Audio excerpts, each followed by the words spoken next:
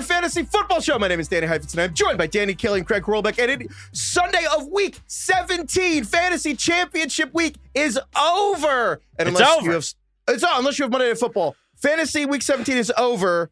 Were you guys all in a championship? Were you all in a championship, each of you, today? Yeah. Me too. And pretty good. All three of us in a championship. Not bad. Well, it becomes a web where it's like Drake London catches a pass, and she's like, is that good or bad? I'm like, both. And it's really stressful. Fantasy's the worst. It's the worst thing that's ever been invented, unless you won, in which case it's like you might as well just die now. We're going to go over everything. We're going to go over a bunch of stuff. I mean, the Giants, various fantasy people who failed us, some who made us happy, mostly people who are dead to us. I have to start with Sunday Night Football. Washington just won in another walk-off win, 30-24 in overtime. Washington, I believe this is Jayen Daniels' fourth game-winning, maybe fourth walk-off touchdown of the year, or at least third walk-off touchdown, fourth game-winning drive. DK, am I nuts and living in the moment saying Jayen Daniels is the best rookie quarterback I've ever seen, or at least the best one since Andrew Luck? I don't think you're nuts. No, I think it's wild what he's doing this year. And honestly, like the whole time I was watching him today, I kept thinking this. I know that like it wasn't like totally smooth from start to finish, but it kind of felt like everything is just so easy for them. Like the way that they incorporate him into their run game, especially, I think he had the most rushing yards he's had as a pro today, 16 rushes, 127 yards. I made the comment on Twitter. I was like, did the Falcons practice like defending a read option at all? Like it looks so easy for them. I just don't understand how. I mean, I do understand he's just really, really fast, and they have a very wide, like, varied run game. Like they have little wrinkles on all their little plays. It's so cool. And credit to Cliff Kingsbury for designing that up. And there was a touchdown play early in the game when they ran like a fake read option, and then he did like a little sidearm throw into the end zone for a touchdown. And those wrinkles off of what they can do in the read option game are so cool. So yeah, like everything looks easy for him. He's obviously put together an incredible season. And I mean, yeah, it's great. I don't think you're overreacting. Jayen Daniels, most rushing yards by a rookie quarterback in NFL history. And it was funny, Craig, I don't know if you saw, but they had the thing of Robert Griffin III, whose record he broke, and they were playing how similar the plays were of Robert Griffin III to what Jayen Daniels is doing. And all I could think was what DK just said. Haven't the Falcons seen this? How is this new? That was like 12 years ago. Why does this look so freaking easy? Well, I remember when RG3 was a rookie, he was so fun because it was like the big plays he could do, but it was the easy stuff that felt hard. And Jayden is like, he can do the big play. He can like the deep ball. He can run for 40 yards. But also when it's just like 3rd and 4 and he needs to like make a completion, hit a slant over the middle, make the smart decision, he does that too. It's crazy how mature he is. I guess it's, he played 5 years in college. He's a super senior. And I guess maybe that's what that does as you build a little bit of maturity when you've played 50 plus games in college. But this team is like the mini Eagles, man. They're just like churning out drives now. I think the Falcons touched the ball once in the third quarter. It is just like 15 play drive after 15 play drive. And I feel like that is a product of also the mobile quarterback, where it's like, it's a lot easier to get 5 yards on a rush. And if you can do that, you can, every third down, you can keep churning out first downs over and over and over. And this offense isn't even that good. I feel like we went into this year thinking this roster is pretty mediocre, and Jayden does not have a lot to work with, and they already feel kind of unstoppable. That's what I was going to say, Craig, is like every time you want your instinctive reaction to defend Caleb Williams is like his surrounding cast. I'm like, Jayen Daniels just throw it to Olamide Zaccheaus. Zaccheaus is going off this year, like the last 2 games, I mean. If you took the Bears offensive team and put them just with Jayen Daniels in Washington, they'd be probably even better with Jayen, right? They'd be probably better than the current. I mean, there's a world in which I think, that's true. And what you were saying about the Eagles really rung true to me too today, especially just because, look, they were 6 of 13 on third down, almost 50%, 3 for 3 on fourth down. They are so good on third and fourth and short because of what they can do with the mobile quarterback and getting him outside the pocket, where he has like 3 or 4 different options that he can do. Most of the time he just keeps it because he's like way faster than everybody on the field, and he can just, it's like a Lamar Jackson almost, where he can just like run away from everybody. It's so easy when they are able to dial it, like basically they like steal an extra down. This is exactly what I've been saying about the Eagles for a couple of years now with the tush push. They have this extra down. It's like the math. The math implication of that is so wild in the Washington's NFL, converting. You know what I mean? I saw the Solak tweeted this. Washington's converting on fourth down higher than the Eagles this season. which is insane because they're getting tush push numbers without the tush push. Washington's 19 for 22 on fourth down this year. That's 86%. Out of 22. Dude, Like, there's an inevitability to them. You know, when they get inside the red zone, you're like, wow, they're going to score. Top of my head, I think Michael 100%. Jordan from the free throw line shot 83%. Washington's 86% on fourth down. They're like literally better than Michael Jordan at the free throw line. It always just, and again, going back to what I said, it just looks so easy. Every time it looks so easy. It's so frustrating if you're like a fan of the opposing team. It's like so frustrating to watch. You know what didn't look? The only part of this game that wasn't easy was getting Terry McLaurin the football. I think that this was one of the worst fantasy murders of championship seasons I can remember. Of like Washington wins scores 30 points on Sunday Night Football to walk off. Legendary Jayen Daniels game. Terry McLaurin had, I believe, 1 catch for 5 yards. That's correct. He had 1 point. He lost me my fantasy championship today. I don't know how to feel. I'm sorry. That's genuinely like the worst feeling ever. And for all the people listening, like I actually am sorry. It's a terrible feeling. Or are you sorry for me? Because I experienced that. It happened to me. That's what I'm saying to you. Okay. That's how I started the sentence. Don't talk I'm to genuinely sorry. Look at I don't me. care Look about me them. in the eyes. I'm sorry. It was awful. AJ Terrell was in his back pocket the entire game. And they were trying. They tried to get it to him. Couldn't get open. Absolutely brutal. Terry's been a great story all year. I didn't even want him this year, to be honest. He was kind of cheap. I drafted him. He was actually kind of bad for the first 2 games of the season, and then he took off, and it's been a fun ride. And I know he's a really nice guy, so I'm not going to say anything bad about him. But it's really hard to take an L like this in the fantasy championship and then fire up the mic and then talk about how good Jayen Daniels is, you know? Especially because it's like... you didn't start Zach Ertz? There were 2 players in this game, though, that you're just like losing your mind over if you lost your fantasy championship, where it's like Brian Robinson losing 2 drives in the second half to some like mystery injury in the second half. And then Chris Rodriguez coming in and looking like, I don't know, touchdown. Like slow Adrian Peterson at the end there. Basically, Chris Rodriguez, it just looks like a superhuman. And then Chris Rodriguez ends up with 16 yards for like a touchdown. I swear it seemed like he had 5 carries for like 80 yards. Yeah. And then Zacchaeus out here with, what did he finish with? 8 catches for 85 yards and a touchdown. How did we not like the star of the show? How did we not see the revenge game coming from Alameda, former Falcon? How did we not see that coming? Dumbest sport ever.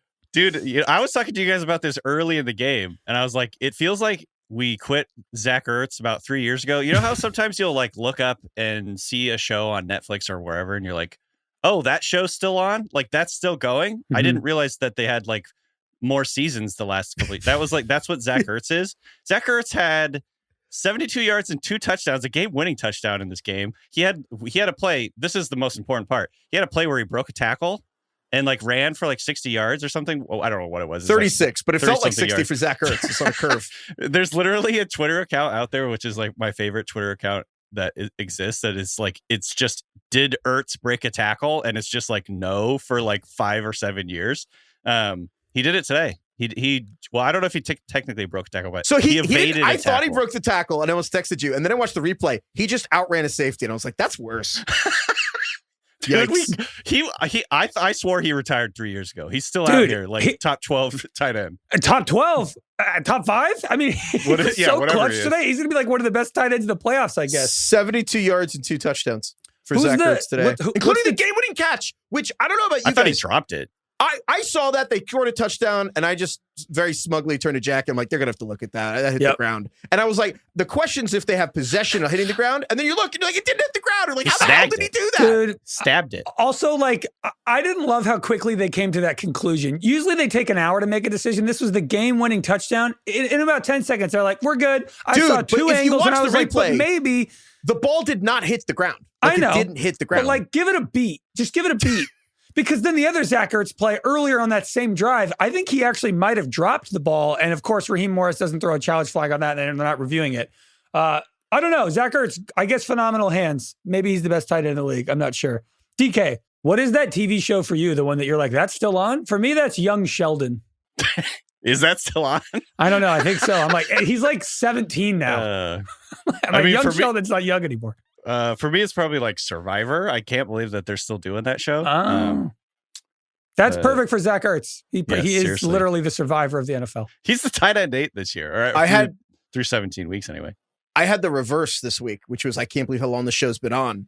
I watched Scrooged for the first time with Jackie's family for Christmas, and in Scrooged on the television is Pat Sajak doing Wheel of Fortune, and I was like, "Are you kidding me?" That's funny. Tanya Harding's in this movie. How is Pat Sajak also in this doing this show? Anyway, speaking of which, though, just before we get off this game, I don't know why I said speaking of which. I have no segue from Tanya Harding to that this, always but works though. You can just say speaking of which, and people kind of don't process that. It's Yeah, like they it's a assume they really missed smooth something. transition. Right. Yeah. I'm going to do that from now on because then you assume that you didn't know what you didn't pick it up. Right. Speaking of which, so the the coaching at the end of this game, I love Raheem Morris. I know, like, he came on Flying Coach. He's the man by all accounts. Yeah. Brutal end of clock management. Dude, for the he did it Falcons. twice. He did it twice today. It frankly was actually reminiscent of the Caleb Williams Thanksgiving versus the Lions, like no timeouts end of sequence without the also catastrophic play. But like it was very similar. Where it's like 35, 40 seconds of the clock, quick completion, 2 timeouts. And then Michael Penix goes to spike it. And you're like, oh, cool. Then they run a play. And I'm like, why are you calling a play? Like, why are you letting your rookie quarterback in his second career start step in and try to like you have 2 timeouts and it went down to what, 12? Yeah. Or 19? I forget seconds. It And was it's like 33 seconds left when the play ended, and I think they had like 17 seconds left. They lost 20 seconds. And then it took a while, yeah, and then it's like 12 seconds left. And It was he did 20 this earlier in seconds. the If game. they'd gotten 6 yards, they would have won the game in regulation because the field goal for 56 landed about 52 yards. 100%. You know who else did this today was Kevin O'Connell. And Yeah. I don't know, man. Like, it was the same situation with him for the Vikings. He had 2 timeouts left. He didn't call it. He ended up not being able to use one because he ran so much time.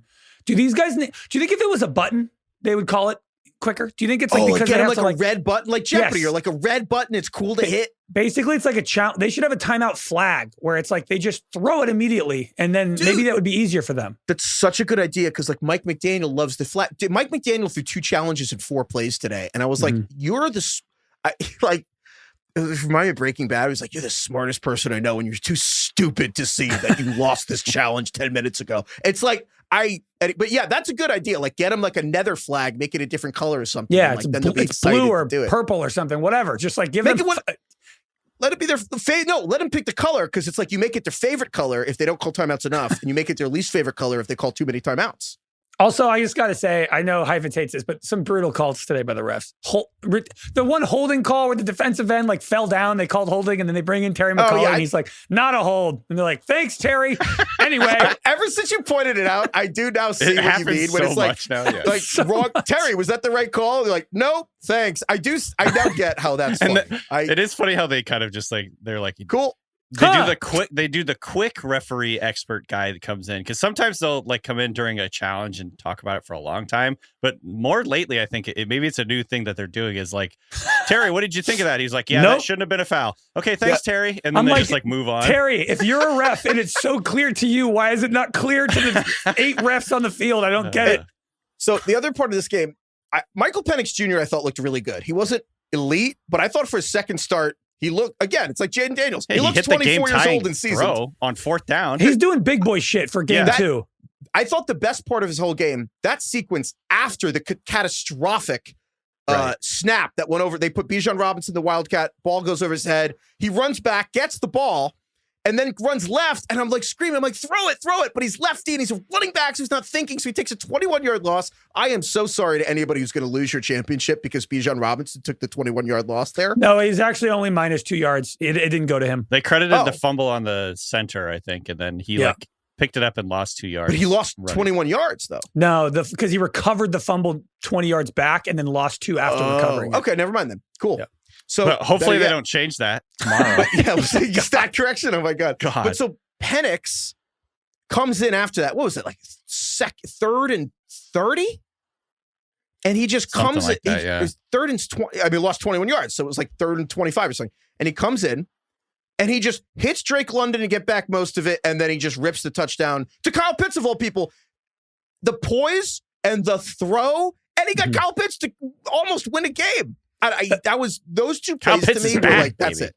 That whole drive, it's funny because he's like the opposite of Kirk with his arm strength, being able to throw to the outside of the field. Earlier on that game-tying drive, he had like a 4th and 12. He hit Drake London on the sideline, which was super nice. He has a rocket. He had a couple of throws. He left some meat on the bone too. Like I think he has the potential to be really good, but like he airmailed a couple passes. Yeah. But I like the fact that he's just like pushing the ball downfield. He's aggressive. You don't. Like with him, you're not like, oh, this is impossible now because they're too far away. You know what I mean? Like that was the perfect example of like let's get it back in 2 or 3 tries, and like we're still in this. If that had been Kirk Cousins or whatever, it's like, there's no fucking chance. So that's a cool part. Are we not going to talk? I wanted to talk because Craig, it's funny because you mentioned Heifetz saying, I know you're going to be mad about this, because I wanted to bring up the kicker short arming the kick by about 10 yards. What was that's mean. See, it was 56-yard This is exactly what I thought you would do, is you're going to defend him because kicking is hard, and that's true, and that's fair. Even 56 years ago, there's 56 yards is a long way, but now it doesn't feel that like long. He's short. He short kicked that thing by like a lot. It it's gave funny. me the ick when I was watching it. He's the backup kicker. Yeah, it looked good by a mile, and then it drops like in the middle of the end zone. Dude, that's one of those plays like when you're watching baseball and it's like you think the guy hit a home run right off the bat. You're like, gone, and he pops it up to like short center field.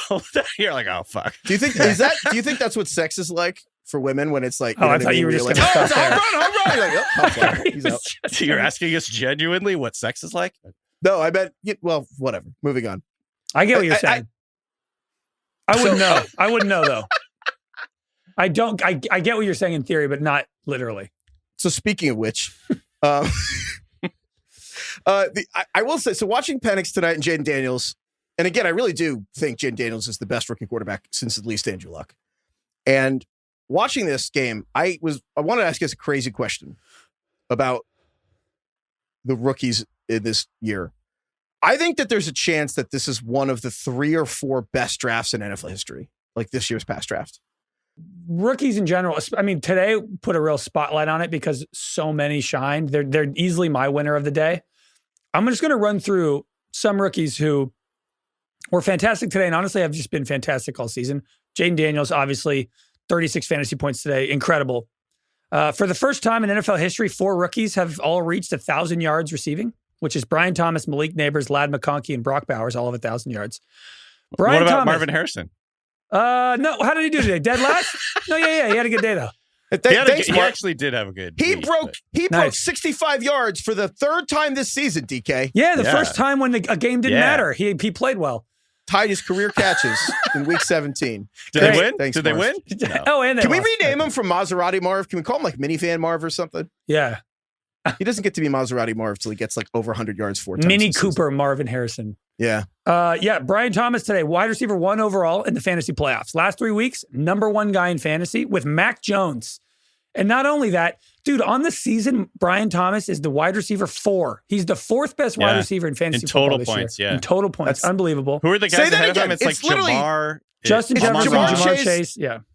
Justin Jefferson and Amon-Ra, and then Brian Thomas. I saw that. Mike Clay tweeted that out, and I was like, there's no way. I literally had to go like double check his word. Not that he would lie about it, but I was like, that doesn't sound right. There's no way that's possible. It is so true. It's weird. Dude, also, I know we're just listing a bunch of this, but rookies with 100 yards and 10 touchdowns in the Super Bowl era. That list is Randy Moss, Odell Beckham, Jamar Chase, and Brian Thomas. Dude. 1,000 yards and 10 touchdowns? 1,000 yards? Yeah. Sorry, no, 1,100. Sorry, 1,100 yards and 10 touchdowns in their rookie season. And he played Moss, Chase, Beckham, and Thomas, which is also just like 3 LSU players and Randy Moss.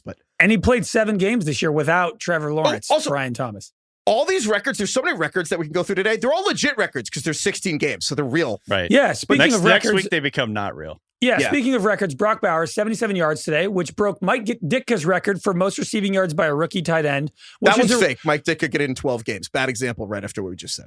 However, the reason why I brought up that stat is because that record has stood for 63 years, which really jumped out at me. I was like, wait, how old is Mike Ditka? In my head, he was like 72. He's 85 and 86 or something. And I was like, I don't know, just hearing the phrase, this record has stood for 63 years in the NFL. I was like, wow.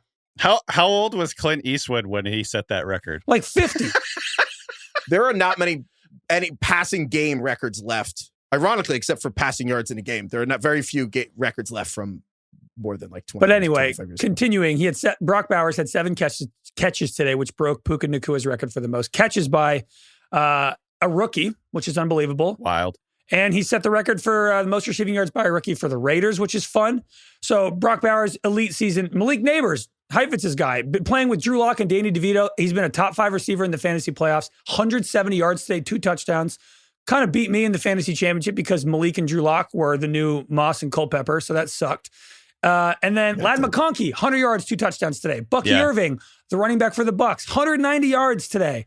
Over 1,000 yards on the season. Jalen McMillan has had 6 touchdowns in the last 4 games for the Bucs. He's been awesome. And then Bo Nix has been steady all year. Not to mention, and there's a ton others, but like today specifically was a massive, massive day for rookies in the fantasy championship. It's funny because DK, and again, we're going to be the NFL draft show going into next season's draft. And after, a lot of people, your real life team season's over too. So we're going to be covering the draft and free agency and all that stuff. And DK, you kept saying over and over again that this was a special offensive draft. And then obviously most offensive players ever taken to start a draft. And it's immediately delivered. Like to your point, Craig, the top 3 players in receiving yards are, I think, it's like Justin Jefferson, Jamar Chase, and CeeDee Lamb. And the next 3 players are literally Brian Thomas, Brock Bowers, and McNeighbors. Like those, they're 4th, 5th, and 6th. 3 rookies are 4th, 5th, and 6th in receiving yards. And think of the quarterbacks those 3 guys are playing with. But so here's the thing. And I know, I mean this when I say this. I really think that this is going to be one of the 3 or 4 best drafts ever. It has a chance. It's December. It's not even through the season yet. But if you think about it this way, 6 quarterbacks taken in the top 12. 5 of them seem like they'll be good. Like Jayen Daniels is good. Drake May is good. Michael Penix Jr., 2 games, looks like he's going to be good. Bo Nix, in a different year, he'd be rookie of the year. Caleb Williams, if Caleb makes it, we haven't seen J.J. McCarthy play, but let's just say Caleb is good. 5 quarterbacks. That's a lot. Being That's wild. Starting quarterbacks and good. Alone. Nothing, no one else could play from this draft. And 5 starting quarterbacks in the first 12 picks, maybe 6 with McCarthy, alone would make this a top 10 draft. If you get 5 quarterbacks, that's like, last time that happened was probably 1983. There's a 30 for 30 about that draft. But then you add in everything Craig just said about the receivers, where Ladd McConkey is the Chargers rookie season record, and Brock Bowers has all the tight end rookie records now, and Neighbors and Thomas, everything we just said. That's crazy. Like, it's the best. It's going to be one of the best receiver classes ever. It's going to have Brock might be one of the best tight ends ever. And here's the kicker: all the defenders are good too. And I was going to say, throw in a lot of pretty solid defenders in this draft already too. It's like pretty wild. Yeah, Latu is good for the Colts as a defensive end. Byron Murphy is good for Seattle. Quinion Mitchell and Cooper DeJean going to the Eagles. Jared Verse and Braden Fisk just weirdly replaced Aaron Donald. Like, they got 70% of that, which is insane. Like this, like, did you say Chop Robinson? Chop Robinson's had a good year. Chop Robinson and who the Vikings take? Blake Dallas Turner. Both started slow. He's been good as well. Yeah, at pass rusher. Chop Robinson is like 6 sacks in his last 8 games. The point being, the first 25 picks in this draft, 18 of them are either already above average starters or have already flashed that they're good, and a few were hurt. Like, there's this a lot is of second rounders draft too, like Edgerrin Cooper, Cooper DeJean. You probably mentioned him already. There's a bunch of guys. This is like reminding me. I think it was the 2012 class. If you look back at it, it was like, just Hall of Famer, or not Hall of Famer, like all pro, like just down the line. So many good players. And you're right. Obviously, like, a lot can change going forward. Like, some of these guys might end up not being good, like flash in the pan type players. But I'm just looking at the 2012 class: Andrew Luck, Robert Griffin, Matt Khalil, Ryan Tannehill, Luke Kuechly, Stephon Gilmore, Dontari Poe, Fletcher Cox, Melvin Ingram, Chandler Jones. I'm just looking at the guys who are all pros here. Like, in the first round, there's like 7 or 8 guys. Yeah. And it's the misses in this draft right now are Caleb Williams and Marvin Harrison and Roma Dudze. Like, anyway, so the point is, that's good great. draft. The generational guys. And cool. Exactly. So, and then, speaking of which, the Giants lost their way out of the first pick in today, which they won their way out of the first won pick. Their way. I hate them. The Giants, I think, are the biggest loser of the whole day, to be totally honest. Yeah, I was viscerally angry at the Giants today. You were. You guys were laughing at my misery. The Giants won. I'm going to say this. This is a good thing for the Giants. That's my take. Giants won 45-33. Sure. They won 45-33 today.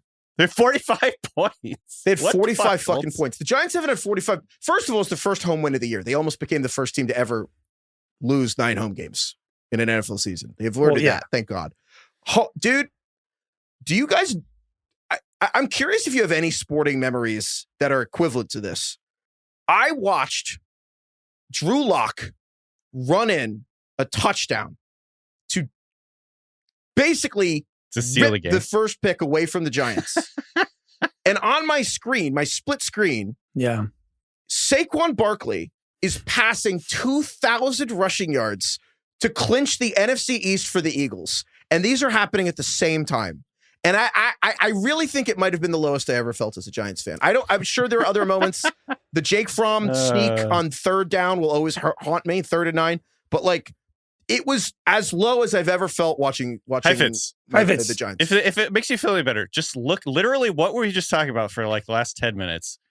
It's going to end up being the guys that are taking 1, 2, 3 are going to be worse than the guys taking 4, 5, 6 or whatever. Like, Heifetz. But that's just because those teams are usually better. Also, Jayen Daniels went 2nd and Drake May went 3rd. So but not all these guys need quarterbacks. So the Giants currently have the 4th pick. Is that correct? Things currently stand, the new, and again, obviously this can change because if we learned anything, you got to remember that like the things can change with one winning. The Patriots currently have the 1st pick. Titans would have the 2nd pick. Browns would have the 3rd pick. Giants would have the 4th pick. Jags would have the 5th pick. Right.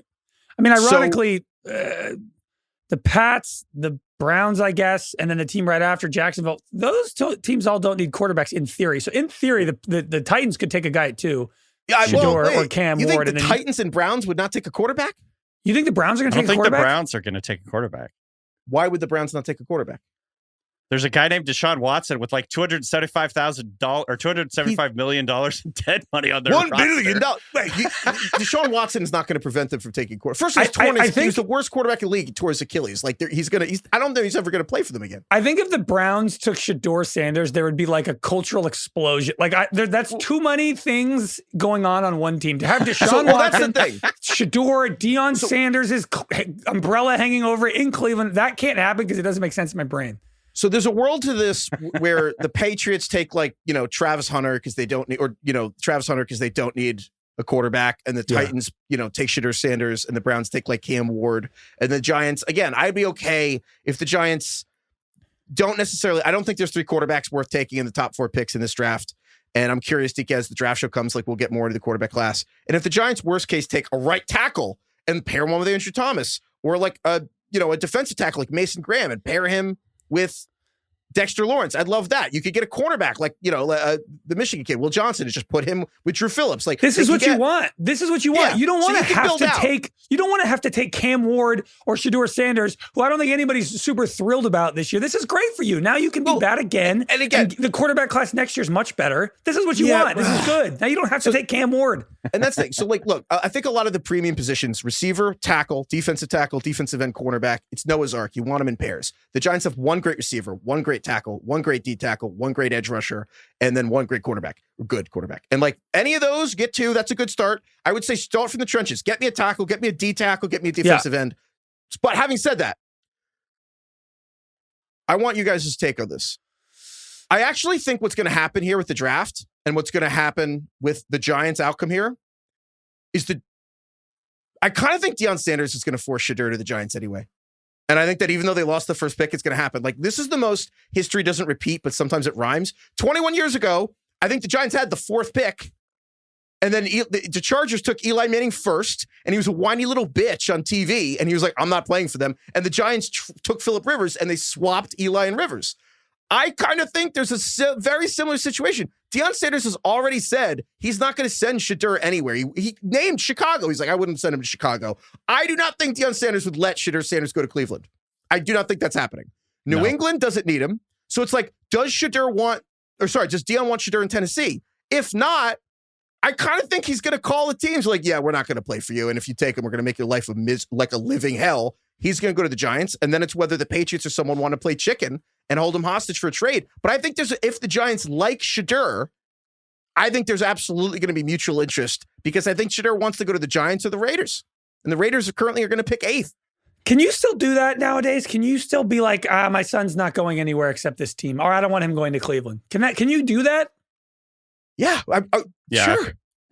Why not? So what happens? The Browns select Shedeur Sanders and Deion's like, nope. Then what? What happens next? Basically are you like, force them to trade you. How? It's really hard for a player or the family of a player to try to strong arm an NFL team and like not be intimidated by the prospect of the national media attention, the narrative. Mm-hmm. Do you think Deion Sanders is afraid?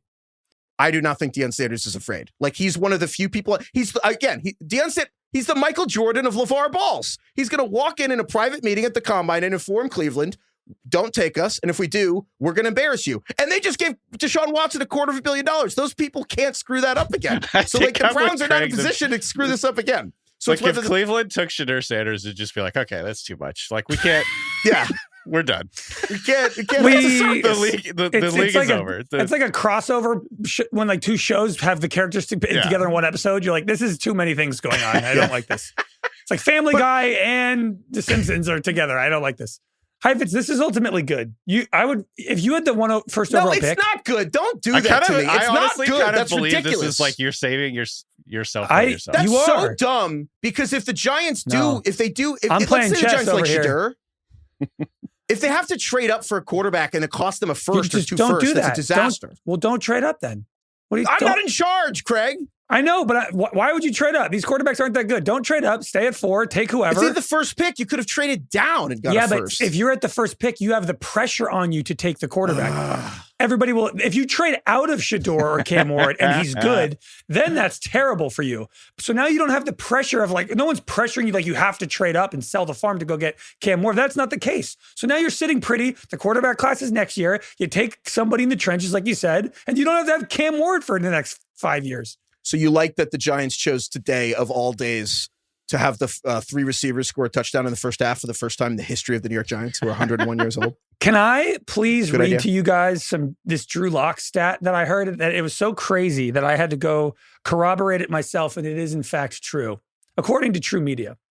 So Drew Lock today, the Giants quarterback, went 17 for 23, 309 yards passing. He had 4 touchdowns, 0 sacks, and he ran in a touchdown. No sacks? No sacks. I had the Colts defense. They had negative Colts? 4 points. They're my fantasy murder of the day. Heifetz, are you going to be mad at the Colts for the rest of your life? Don't even get me started on the Colts having negative 4 Drew points. Lock. The Colts were just there. So first of all, if you started Drew Lock today in a fantasy championship, please email us because you deserve an award. Secondly, I saw a tweet from an account called Doug Analytics, and I wanted to make sure this was correct. But the tweet was, so on EPA per play, EPA measures how well a team performs compared to what's expected. Mm-hmm. Drew Lock today, 1.18 per play, EPA per play, 1.18 points per play. Damn. That was the best performance of 2024 by any quarterback.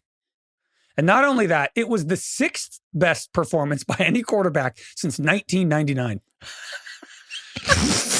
2007 Peyton Manning, 2007 Phillip Rivers, 2019 Lamar, 2002 Peyton Manning, 2007 Tom Brady, and 2024 Drew Lock. You don't even need a quarterback, Heifetz. Just keep this guy. It was the best game in the history of Giants quarterbacks in terms of EPA per play. Honestly, if I was Heifetz, I would never forgive the Colts. I would just like fucking hate the Colts for the rest of my life. This is how I feel about the Vikings when they gave up 6 touchdowns to Alvin Kamara, like whatever it was 3 or 4 years ago on Christmas. I'm like, I will never fucking forgive the Vikings for that. I hate them forever. You fucking idiots. How could you not stop him? 6 fucking touchdowns. Are you kidding me? What is wrong with you? This is how I feel about the Colts today. Craig, I did the exact same thing as you. I in one of my leagues in the championship, I dropped the Broncos, who are the number 1 defense in football all year long, but they were playing the Bengals. Right. And I'm like, the Colts, they're playing the disaster Giants.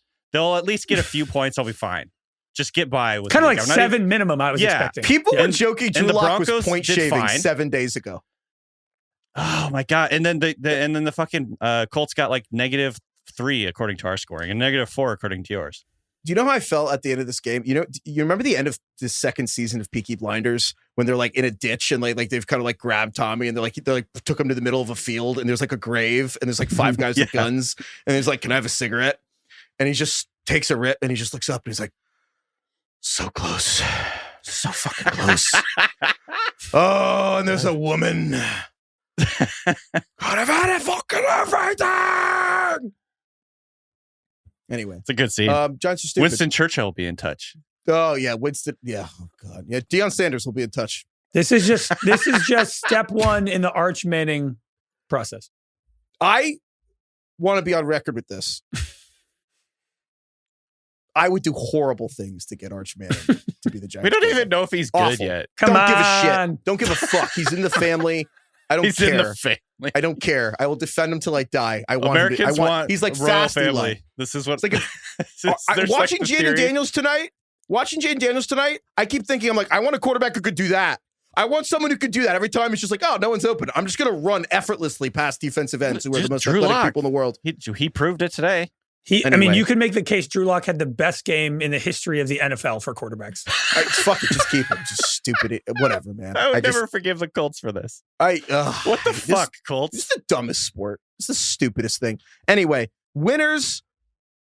DK, we actually have to do an impromptu little fraud watch brought to you by FTX because a week ago you were like, I think the Vikings are frauds. No, that's not what I said. Not verbatim. Well, anyways, I did kind of say that I wasn't sure if the Vikings are as good as their record, and I take that back. They are. They're definitely really good. My bad. I take it back. I'm sorry. Do you want me to self-flagellate in front of you, or no? That's only if you bought into Kyle Pitts today, then yes. Other than that, you're good. Oh, I did, man. That was the confidence boost he needs. I'm all back in on Kyle Pitts.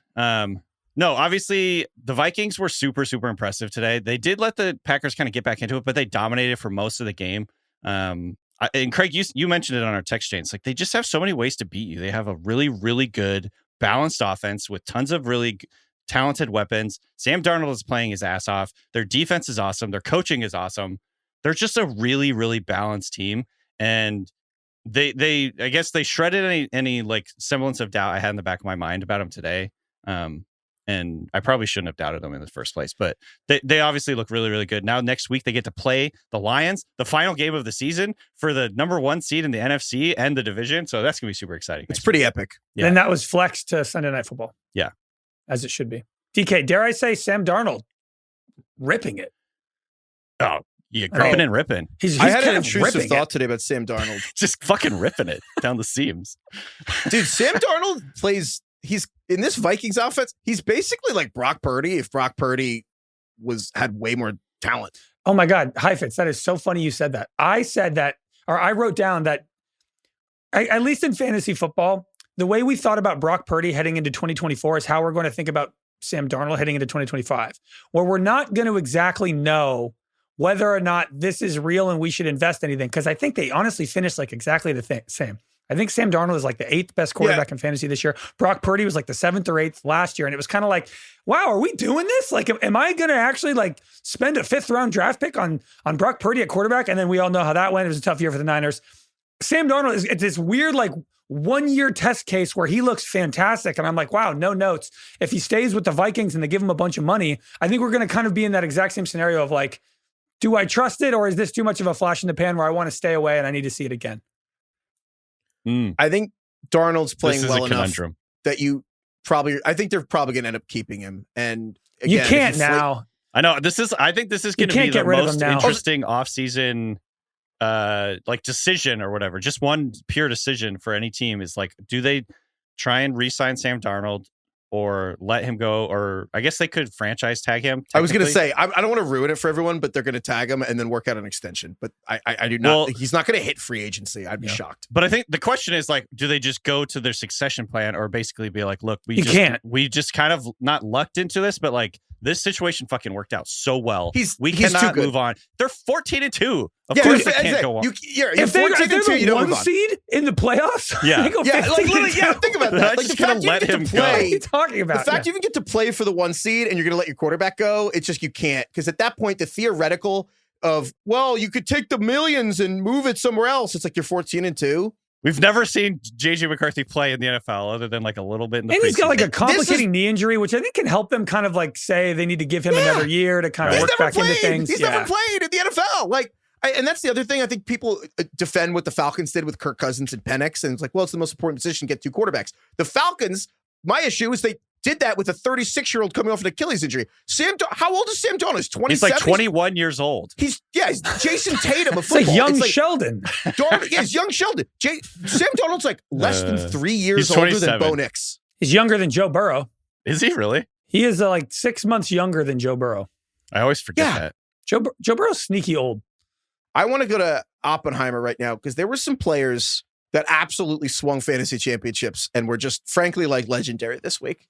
Starting with, speaking of Darnold on the Panthers, I saw this crazy stat, Darnold on the Vikings, this amazing stat that there's this photo of Darnold and Baker on the Panthers 2 years ago. I know. I think Albert Brewer tweeted this, and it was like they had 760 yards, 8 touchdowns, and no interceptions today.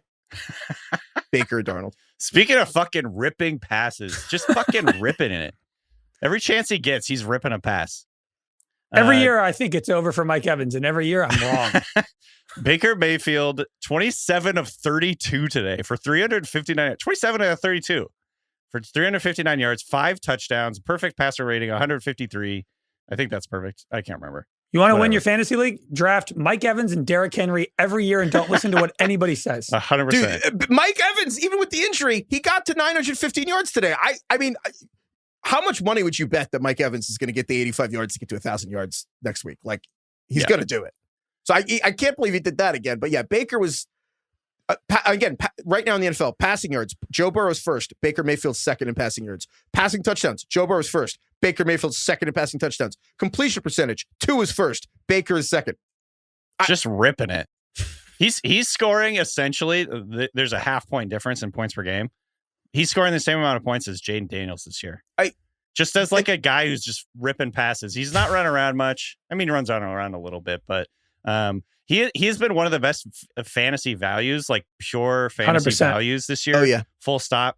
4,300 passing yards, 39 touchdowns. He is the outlier that ruins your draft because you're like, what if I find the Baker in round 10? That's true. It's a real go home to your wife situation. It's like, no, you just draft Josh Allen, but you're like, but he what if kind I of find did Baker? this last year. He was really good last year too, Yeah. and I think we just thought it was a flash in the pan. Yeah, it was weird. And so, but that's the thing. Weird. I'm sure there are a lot and of then people wondering. They lost his OC, the QB whisperer, and we're like, oh, he's gonna flame out or whatever. No, he's even better this year. But to your point, I think that because I'm sure a lot of people listening to me complain or like, shut the fuck up, you little bitch, and like listening to Craig and being like, why are you so worried about losing the first pick in a draft with quote unquote bad quarterbacks? And my answer to that is, I think my main takeaway from this season is everyone, but I need to be a lot more humble about quarterbacks because just looking at the season, Sam Darnold might be the number 1 seed Sam Darnold might go 15-2. Baker Mayfield, again, second in yards, touchdowns, and completion percentage. Bryce Young went from unanimous cast-off to the Panthers don't need a quarterback in 6 weeks. Like, you just look on and on and on down the line. The fickleness of how quickly the tides can change on quarterbacks is so amazing that it's like, I don't give a shit if a bunch of people agreed this isn't a great class. I'm like, clearly, we don't know exactly how this works. And I want to just throw my hat in the ring with the quarterbacks because that's my Baker Darnold. That's my takeaway on the whole season. I think that's It's fair. the only argument you can make is nobody knows anything. So just give me a quarterback and we'll see. He's Deion Sanders' fucking son. Yeah, but he plays quarterback. I want him. Isn't the lesson from this year not take it? Well, it could be take a rookie, but it's also sign some journeyman guy and turn him into a stud. No, sorry, Darnold? I don't mean to be so dismissive. The answer is no. The answer is to be, ironically, as I say, no. The answer is to be open-minded. Like last year, Brock Purdy, the last 2 years, Brock Purdy's the last pick in the draft. You know what Woody Johnson did, the owner of the Jets? Tried to get the last pick in the draft. They had like the 20th to last pick. Woody Johnson wanted to trade back because he wanted the last pick because he's like, well, that's where you get the quarterback. That's insane. The answer is to be open-minded and take darts at quarterbacks. And it's like, no, you don't just take 7th round quarterbacks. The answer is collect them however you can get them. And like now everyone's gonna be like, oh, just sign some failed prospect who no. The answer is fucking take as many flyers as you can, however they come. In the 7th round, on a Darnold, on a Geno Smith. Like, just try. Cooper Rush. Just try. Giant starter next year. Cooper Rush has been weirdly good. Anyway, sorry. I know I'm ranting it, but anyway, I think the lesson, there's a lot of lessons and there's no one lesson is the lesson. And I think situation obviously is going to be probably the biggest variable here. And the Giants are not a good situation. Scott McLuhan, my first job was for the Washington franchise. And Scott McLuhan said this. He was a crazy, talented GM. And he said, Ron Wolf for the Packers once told him, if you can find one good quarterback out of every 10, you'll be in this business forever. Right. That's the lesson, is like, get to 10 quarterbacks. Anyway, other players who went off, the T. Higgins for the Bengals. The Bengals Broncos game on Saturday was crazy. But the T. Higgins arc in that game was insane. 131 yards and 3 touchdowns for T. Higgins. I love T. Resign him, Bengals. Come on. Craig, You I have think you said it early in the year when we were talking about T. Higgins. He just like his hands are So sticky and suction strong. cups. I think It's he's the best hands in the crazy. NFL. The way he just reaches out and snatches the football out of the air, like on his game-winning touchdown, it's just like yoink, and he just grabbed it and it was over. He catches the ball as far away from his body as possible and then holds it like the a basketball. style. Yeah. It's like, when you like grab a rebound and you Z it down and you're just like, whatever. That's like what he does with every catch. Just Zing it down. Did you He guys really see does that? yoink. There was a TikTok that was like a highlight of T. Higgins, and Sauce Gardner, the cornerback for the Jets, commented on the TikTok and says, "Pay the man," in all caps. Some random person then says to Sauce Gardner, "Tell him to come to the Jets." And Sauce Gardner says, "I will not be telling him that." That's funny. Even Sauce is like, "I would never do that to T. Higgins." Dude, the Jets take that defenders back. I turned would on never Rodgers say today. Dude, DJ Oh my Reed, God. the other cornerback, was like, yeah, we should make plays, but like, I don't know, the offense should probably score. Rodgers pulled himself today, kind of. Rodgers, yeah. I honestly, I don't know if we ever see Rodgers play football again. It's possible. Nor should we. Yeah, but T. Higgins is awesome. I think he's going to get a lot. He got a lot of money. I still want him to stay with the Bengals, though, man. I think he should. Keep a good thing going. Yeah. I have another rant on this. We'll hit it this offseason inevitably. Craig, who else is just an absolute fantasy world's destroyer this week? Trey Complimentary. McBride, my sweet, lovely, beautiful man, really just lit up my Saturday night. I was at dinner with friends. I went to the bathroom, whipped out the Just phone, checking scores. checking scores. I was like, 12 catches, 120. I'm like John Gruden in there. I'm like, 12 catches, 123 yards and a touchdown. First receiving touchdown of the year for my boy Trey. Did it in the fantasy championships. He had 24 points. This guy was the number 3 tight end this year with 1 touchdown. If he had 5, he would be the number 1 He tight had end. Craig. He also had what could have been the game-winning play go off his head, which wasn't ideal. See, I missed that for when I was me at dinner with my personally. friends, so that didn't matter as much. Late in the game, Hit him the in the dome. Seahawks playoff hopes hanging in the balance, and Kyler Murray, they like drove all the way down the field. They looked like they were going to go ahead and like win the game. Kyler Murray throws a pass, hits Trey McBride in the head. It bounces off his helmet and is intercepted. Trey It's was kind of like in- red dot to the face. It was like, I mean, it was a like bullet. not like it wouldn't have been an easy catch to make, but it sucks when it hits you in the head. He was so happy he caught the touchdown. He didn't really care. He was drunk. Uh, 104 catches, 1 touchdown receiving for Trey. Yeah, he had the touchdown. two is too many times. Rich Eisen was like our national nightmares over. Also, he every play he just had 3 blocks. They just ran screens to him. Every play he just caught it 2 yards downfield, had 3 blockers in front of him, ran 12 yards. It was like He's they ran the- it 4 times he's in one awesome. drive. He's the under the radar best tight end in the league. It's going to be Brock Bowers number 1 next year, but I would argue Trey McBride is actually like maybe a safer pick. It depends who the Raiders quarterback is. However, we have to hit fantasy murderers and the people who ruined your season, and you'll Sure. never forget or forgive. Speaking of this game, the Cardinals. Speaking of which, the Cardinals. James Conner.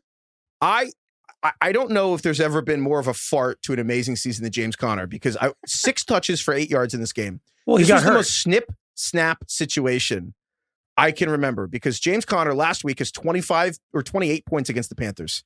Gets you to the finals. Also, worth noting, of the best picks you could have made this season, the latest one was basically James Conner. He was the best running back you could have taken. Oh wait, yeah. outside of I need first 20 to picks. add something to what I said earlier. If you want to win your fantasy football league, draft Mike Evans, Derrick Henry, and James Conner, and don't listen to anybody else. The olds. Dude, James Conner, better than a lot of second round players you could have drafted. And you got him 70th, and he got you to the finals. And then 28 points. You're like, great, snip. And then he gets hurt that game. Snap. And then he's practicing, limited participant on Tuesday. And you're like, great, snip again. And then it's like, and then he's like practicing on Saturday. And then you're like, oh, he's going to play Saturday. Awesome. There was even a report, I think, that he's just going to get like a full workload. Dude, but this is the problem. Like, I'm sitting there on Christmas morning and like we're opening presents, but like the game. So it's like I have James Conner, but then like if in the flex. And so if he doesn't play, the backups are like all playing at Christmas. Like, you know what I mean? It's like Right. guys in the Texans, Ravens, Chiefs. I So know. I'm like, It's actually so awful. What this I'm week? trying This to like week figure out was if James so Conner's hard. going to play. And then I'm with Jackie's family. So like we're like at an amusement park. I'm waiting in line for like a roller coaster. And I'm like next to her parents, ignoring them on my phone. And Jackie's like, what are you doing? And I'm like, I'm trying to figure out if I need to play DeAndre Swift before Thursday Night Football. And I'm like the most antisocial activity of all time. And I'm like, No, this is it's so insane. brutal. Yeah. So then James Conner plays, and then he comes out after like 6 touches for 8 And yards. this is like a tale as old as time. I actually just watched Friday Night Lights because we're doing it for the rewatchables tomorrow, Monday. And like there's the guy, Boobie Miles. He like gets hurt, leaves the game, says he's fine. They put him back in. He gets even more hurt. I feel like there's always that element. You could just feel it with James Conner. You're like, I know this guy's hurt. And I know he wants to play, and I know he's going to get out there. And it's still so hard to sit him because in your head, you're like, God, if I sit this guy who's been great all year, it's absolutely brutal. And the games, having games Wednesday, Thursday, Saturday, and Sunday, and Monday, I guess, is just, it's impossible. It's like, well, Jaylen Warren's on Wednesday, and then Zach Charbonnet's on Thursday, so I got to see what's happening with Ken Walker, hopefully before Wednesday, and then I can make my decision. It's ridiculous. So finals week being in Christmas week is like, it's the worst. Awful. It's like, I'm out of adrenaline. I'm out of adrenaline. It needs to change. Like, this is a problem. Like, back in my day, the fantasy playoffs go off. It used to be perfect. This is one of my intrusive thoughts. We could just do it now. Let's just do, Intrude. Fantasy playoffs used to be perfect. And it was my intrusive thought this week was exactly what you're going to say, Heifetz. The fantasy schedule for the playoffs sucks now. Like with the new, it's the new 17 game schedule combined with the fact they do buys in week 14 and a lot of them. It really restricts what you're able to do in fantasy football playoffs. It's hard because late in the season, everybody's kind of like banged up and stuff, but like it just didn't feel like it used to suck this much. I don't know. No, let me tell you about back in my day. The way it used to be was that the bye weeks would stop at week 12. And needless to say, you don't want the fantasy playoffs during the bye weeks. That's insane. Right. So it used to go to week 12. The playoffs would begin in week 13. And you would do 3 rounds. Round 1 is week 13. Round 2 is week 14. And then week 15 and week 16 were the championship. So the best 2 teams would beat, and you get a 2-week final, which is nice because then like, if James Conner gets hurt in the first quarter or whatever, like that doesn't decide your whole league. And it's an event, and it's cool that there's a 2-week matchup for the last one, and it's perfect. And then when they added the 17th game and the 18th week, players obviously were like, we're playing an extra game, injuries, etc. So the NFL moved the bye weeks back to space it also for international stuff because they want to be able to put a game in Mexico City. And then if you go outside the country, they have to allow you the chance to maybe, if you want, have a bye after. So all that's to say, now the byes go to week 14. So so you either have this position of where we're at now, where it's like, well, we can't have playoffs during bye weeks. We all decided that the last 3 years. You're stuck to a 3-week window. So we have 3 weeks to do it. You can't do week 18. So now we have this thing of like 3 weeks to do the playoffs, but then you have weeks like this where you're like, it's a little, I want, this is a flex. I won a few leagues today. And I'm saying this as someone who didn't lose any championships. I won all the championships I was in. It feels a little weird beating someone because Terry McLaurin had 1 catch and James Conner got hurt. And it's like, I did weird in Dynasty and they League. shut That's down a 2-week CeeDee thing. Lamb, the Chuba Hubbard, they shut down him. Like Tua's out, whatever. Like there's just so many, like, I hate that, like, the culmination of a very long season where you did all these moves just comes down to like the skeleton crew of your team. And I also, we're in a league where it's a 2-week final. That felt better. Like, you know what I mean? Like that's a better win. Yeah. So anyway, all that's to say. I think my thought today was literally just like, if I was starting a new league, I might just honestly have, and this is like for a 12-man league, 12-team league, I might just have 4 teams make it in 2-week playoffs. And that's it. I think that's fair. Like, and I go think through 14, 2-week playoff. Well, or you do a 3-week do playoff and have the finals be 2 weeks. Or we could do it that way. And I'm in a couple leagues where you only make it if you're like the top 4 teams. I think it also kind of is like puts more emphasis. Like anybody can finish 6th in a league. You know what I mean? Like you're 12, like whatever it is, like you can be a 500 team and make the playoffs. I feel less bad for you because you said you won all your championships. Oh, that's fine. I don't love that because I think the most important thing with your schedule is you want everyone to be engaged. And if you look at the 5 weeks in and you're 1-4 and you're like, 4 teams make it, like I have no chance. And like, you don't want people to tap out. I actually think I'm at the point where it depends on the schedule. If there are 6 byes in week 14, which I think there were this week, there's nothing you could do. But like 2 years ago, I think there were 2 teams on bye. I'm almost like, just have the playoffs start in week 14 and everyone knows before the draft that those teams aren't going to play. Yeah. And like, they just move them down your ranks because I think that might be better. And maybe that's crazy and we're overthinking it.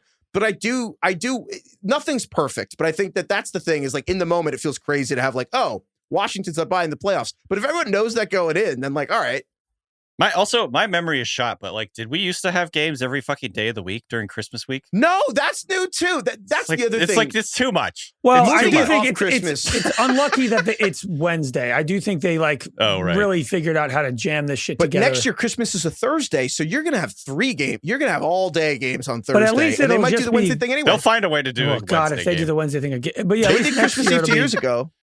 I don't see a reason they would change it unless they think this was a failure. I don't see why they would give up the real estate. No. Dude, they beat college football. They destroyed college football ratings. I think they loved it. So next year, you'll probably have the same thing. They'll do Christmas Eve, Wednesday, Christmas Thursday. It's probably going to be 7 days. There's going to be a game every day. You shouldn't be checking your championship lineups on Christmas and trying to it's insane. There should be no. My take is that there should be no sports on Christmas. Get out of here. That's actually my take too. But you probably like your family. If people don't like their family, that's whatever. It's all you got. It to me, the whole schedule with the NFL now feels very anticlimactic because like normally during the whole season, I am so fucking dialed in to every game, watching every game, watching every play, and then on Christmas, I'm like, look, I've got stuff to do. I'm going to catch up with this game later, and I'll rewatch it for my job. But I'm not like watching it during the game playing. Like giving up your it's like Christmas Day, there's 2 games, that's already an issue. And then like the next night, of course, they jam in another one. It's Thursday and I'm with my family. My dad's like, there's a Thursday night game? You're traveling back and forth to different family. Like my dad is like a legit NFL fan, had no idea there was a Thursday night game. He just assumed that Wednesday was the only day, which is a reasonable thing to assume. And then not only that, so they already jammed 2 days into your week, Wednesday, Thursday. Then it's also Saturday, just competing with and Sunday and Monday. It was too much. It was too much. This is my job, but like this was too much. This is the first time in my career I felt like this is too. The NFL went too far. I'm speaking more honestly, like from this point of view, I'm speaking more of like as a fantasy football player and fan, not as like my job. Like it's pain in my ass as a job thing because it's like you're literally working like every day during Christmas week, which isn't like ideal. But from a fan point of view and fantasy fan point of view, I'm like. It just like waters down the thing. It does. It feels like I said earlier. It's like my adrenaline is out by like Thursday night. Like it just feels like there's too much like waiting for things to happen. Like there's another fucking game tomorrow. Also, and it screws up. You know why? It's a quiet thing. It's fantasy football is not just magically popular. Football's popular, but fantasy football works I think in large part because the perfection of the NFL schedule. It's rigid. And it's like Sundays, Mondays, and like they added Thursdays, which is a little annoying, but like it's perfect. Once a week, you check your lineup once. Thursday, now you have to check it like twice. Fantasy basketball doesn't work in large part because there's games every fucking day. This week was fantasy basketball. It's insane. Yeah. And this week felt like the 2 years I tried to do fantasy basketball. And I was like, I can't keep track of whether Marc Gasol is playing today. Like I can't replace my center. And that's how this felt. It takes away or it's like, I don't know what the word is, but it's just like anticlimactic in a way because it's just like the games are so spread out. It's like hard to track like whether you're on track to win or not. You know what I mean? You're like trying to follow your opponent's players. And at some point I was just like, I don't care. Like, just tell me what the score is at the end of the week. You know what I mean? Yeah. Like I'm tired of like trying to figure out like, am I on track to win or not? I don't know. And obviously like, I don't think personally, like, all this like program or all systems that like hold the fantasy playoffs, like their projections are always just total bullshit and like lead you like, you know, you have a 73% chance of winning. Like, no, it's going to be, that's like projecting. It's like going to be 165 to 100. That to me is like not 70-30. Like it could I be want anything. To kill the projection sometimes when it's like sleeper. It's like Bijan Robinson has 12 points. And they're like, he will finish with 16. I'm gonna shut the fuck up, sleeper.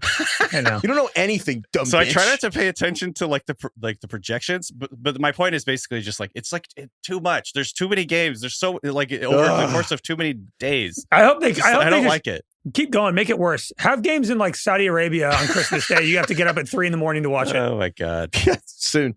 Other fantasy murderers. Just go. I mean, like FIFA. Oh my god. Yeah. Just sell it. Other people killed your team. Craig, you mentioned the Colts defense. DK, you texted us earlier about Josh Downs and just, you know, various people who murdered teams. No. We didn't even get to the fact that the whole Christmas slate led to 9 games on Sunday. More than half the games today were backup quarterback versus backup quarterback. You had Kenny Pickett versus Cooper Rush. You had you had Joe Flacco versus Drew Lock, which I guess best game in Giants history. Nasty day. Like, it was awful. Dude, it was Tyler Huntley versus Dorian Thompson-Robinson. So, like, the start-sit questions today were unbelievable. I've never gotten disgusting start-sit questions like today, where it was like Jonnu Smith without, versus Foster Moreau. You know what I mean? Like, for your championship on the line. So that was fantasy murder. Just, I feel bad for everyone who to decide your championship, and you're like, do I play someone with Spencer Rattler or not? That was awful. Wait, I want to mention one. Please. I got to tip my cap to CJ Stroud. One last fuck you from CJ Stroud. Oh my God. 7 fucking points awful. against the Ravens. Against the Ravens secondary, 7 points. The Ravens beat the Texans 31-2. Two feels worse than 0 to me. It like draws attention to it. You like linger on it more, and you're like, your brain's like, what? The defense really had to help you guys to give you that 2. 7 points against the Ravens. Jameis Winston had 24 against the Ravens. Gardner Minshew had more against the Ravens. Bo Nix. Well, by the way, this is couldn't do it. CJ Stroud couldn't do it. This is either really bad for CJ Stroud or really bad for Caleb Williams, depending on how you look at it. I was looking at the stats on PFF for both of those guys this year. They're essentially like shockingly close statistically for both of them in so many ways. So Caleb Williams and CJ Stroud both have 19 passing touchdowns this year. CJ Stroud has 12 interceptions. Caleb Williams has 6. Big time throws, CJ Stroud 23, Caleb Williams 24. Big time throw rate, identical, 4.1%. Turnover worthy play rate, almost identical, 2.5%. Their ADOT almost identical. Their adjusted percentage of completions almost identical. The drop rate's very close. Caleb Williams took way more sacks, and that's like a huge, huge red flag. But their time to throw almost identical. Their passer rating 86 to 87. Like, it's wild how close. Like CJ Stroud essentially played almost exactly like Caleb Williams this year. That's either really gross for CJ Stroud or like potentially really like I don't know if that's like encouraging. For I don't know Caleb who Williams. You're insulting. Right? I don't know what to think of this. I just want to give you this information. Like, they have almost the same exact season. Again, we spent a long time in this very conversation talking about how Sam Darnold's about to be the 1 seed in the NFC. I feel really confident saying that CJ Stroud is not the problem after what we saw last year. And I still feel pretty confident saying I did not watch Caleb Williams and think the problem's Caleb Williams. I think the problem is the Bears, who have never had a quarterback ever that was good. Like the succession family with the 10 kids who all have 4%. They're the fucking problem. Yeah. Anyway. I don't know. I don't know what to think of either of them, honestly. Like, I go back and forth on both of them. Like, God, is CJ Stroud just absolutely broken? And I feel the same way. I'm like, is Caleb Williams actually just suck? Like, maybe he does just suck. Maybe like I was really, really wrong on him. Austin just texted us here. Will Levis is the only quarterback with a worse success rate than CJ Stroud since week 10. I see. That means nothing. What the fuck happened with CJ Stroud? How does that mean nothing? It doesn't mean nothing. Yeah. I guess I just can't get over the fact that, like, Bryce Young was benched, and everyone, like in NFL media, but also real life that I talked to, I didn't find anyone that disagreed that he's just not an NFL player, is he? That was like a unanimous take. In like October, he looks and by so the end different of November, no one thinks they even need a quarterback. But what are you going to do now? Just everything you watch, be like, well, Bryce Young came back. There's actually no difference between good and bad, Craig. Yeah, no, I'm saying that if you see it, I'm not sold on Joe Burrow yet. No, it's the opposite. I'm saying that if you've seen, so no one is bad. Success, how long does somebody need to be bad before you're willing to admit they're bad? Will Levis that is the new question. Right? I think it's not just that. I think it's the opposite, actually. How long does someone need to be good? He hit us with 2, actually. It's the opposite. It's in a minute. 2. That's a record. How long does someone need to be good until you dismiss a cold streak? Well, I asked you the Joe Burrow question, and you said it's the opposite. So which is it? I understand what Heifetz is saying, though, honestly. Like, Burrow could... like, you could say the exact same thing about Darnold. You could say the same exact thing about Mayfield this year. Like, they were really fucking terrible when they were on those other teams. We make fun of them now for those. Like, I was making fun of the Panthers earlier this year for letting both Darnold and Mayfield go. Yeah. But when they were playing for the Panthers, they sucked. So what question are we asking? Is it like, so is it how long does Baker have to be good before we decide he's good? That's my point. I'm like, after watching Baker, I feel like clearly I feel like clearly the Panthers were the problem. The Jets had Geno Smith, Darnold. Like I'm clearly the Jets are the problem. And like, I'm not saying it's like, oh, Burrow I'm saying nothing matters. My point is, if like Joe a relationship, Burrow, timing matters, guys. and situations. It's a team sport. And if you saw someone be good on a decent team and then they're bad on a bad team, we just blame the player. And I feel like we've never gotten more signal ever that the environment is really important to your success.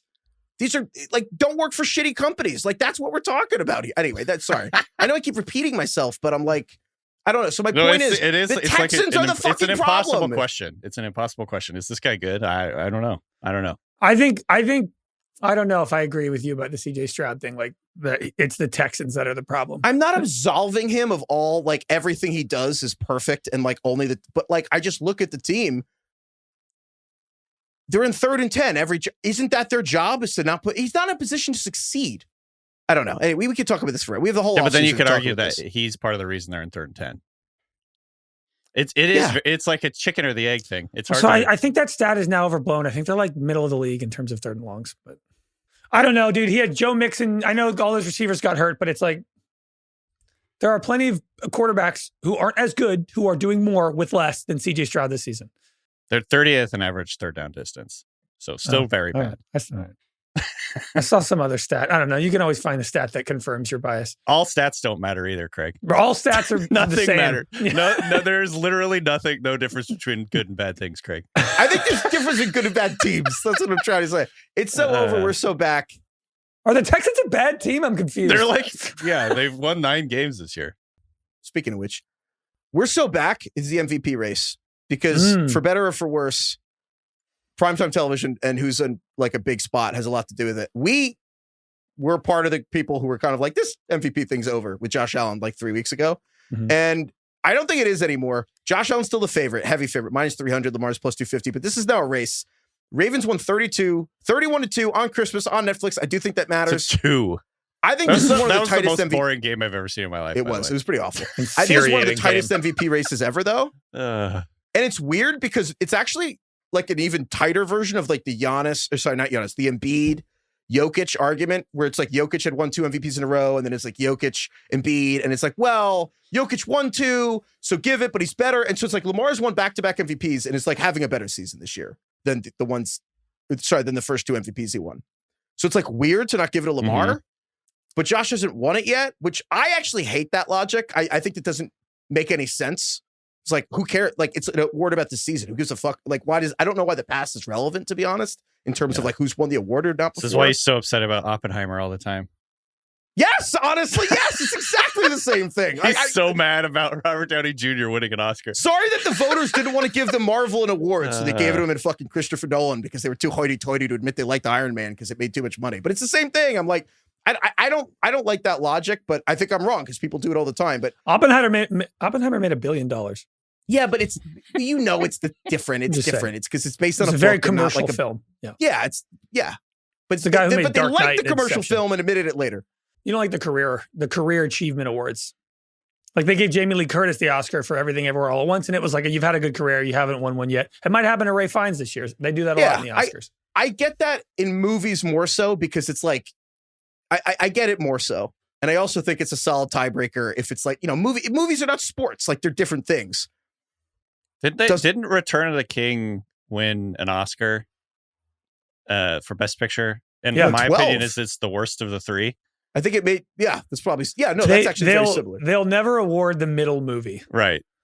Like Dune 2 won't win. Maybe Dune 3 could win. They'll never award the middle movie? I never heard that. No, they don't do that. Because it's like a table setter almost. No, and they won't award God. They won't award a part 1. I mean, there's like, I guess, outliers, but they like Wicked Part 1. That's why they don't even name movies Part 1 anymore, honestly, because it looks bad. It lets voters know there's a second half coming that should be better.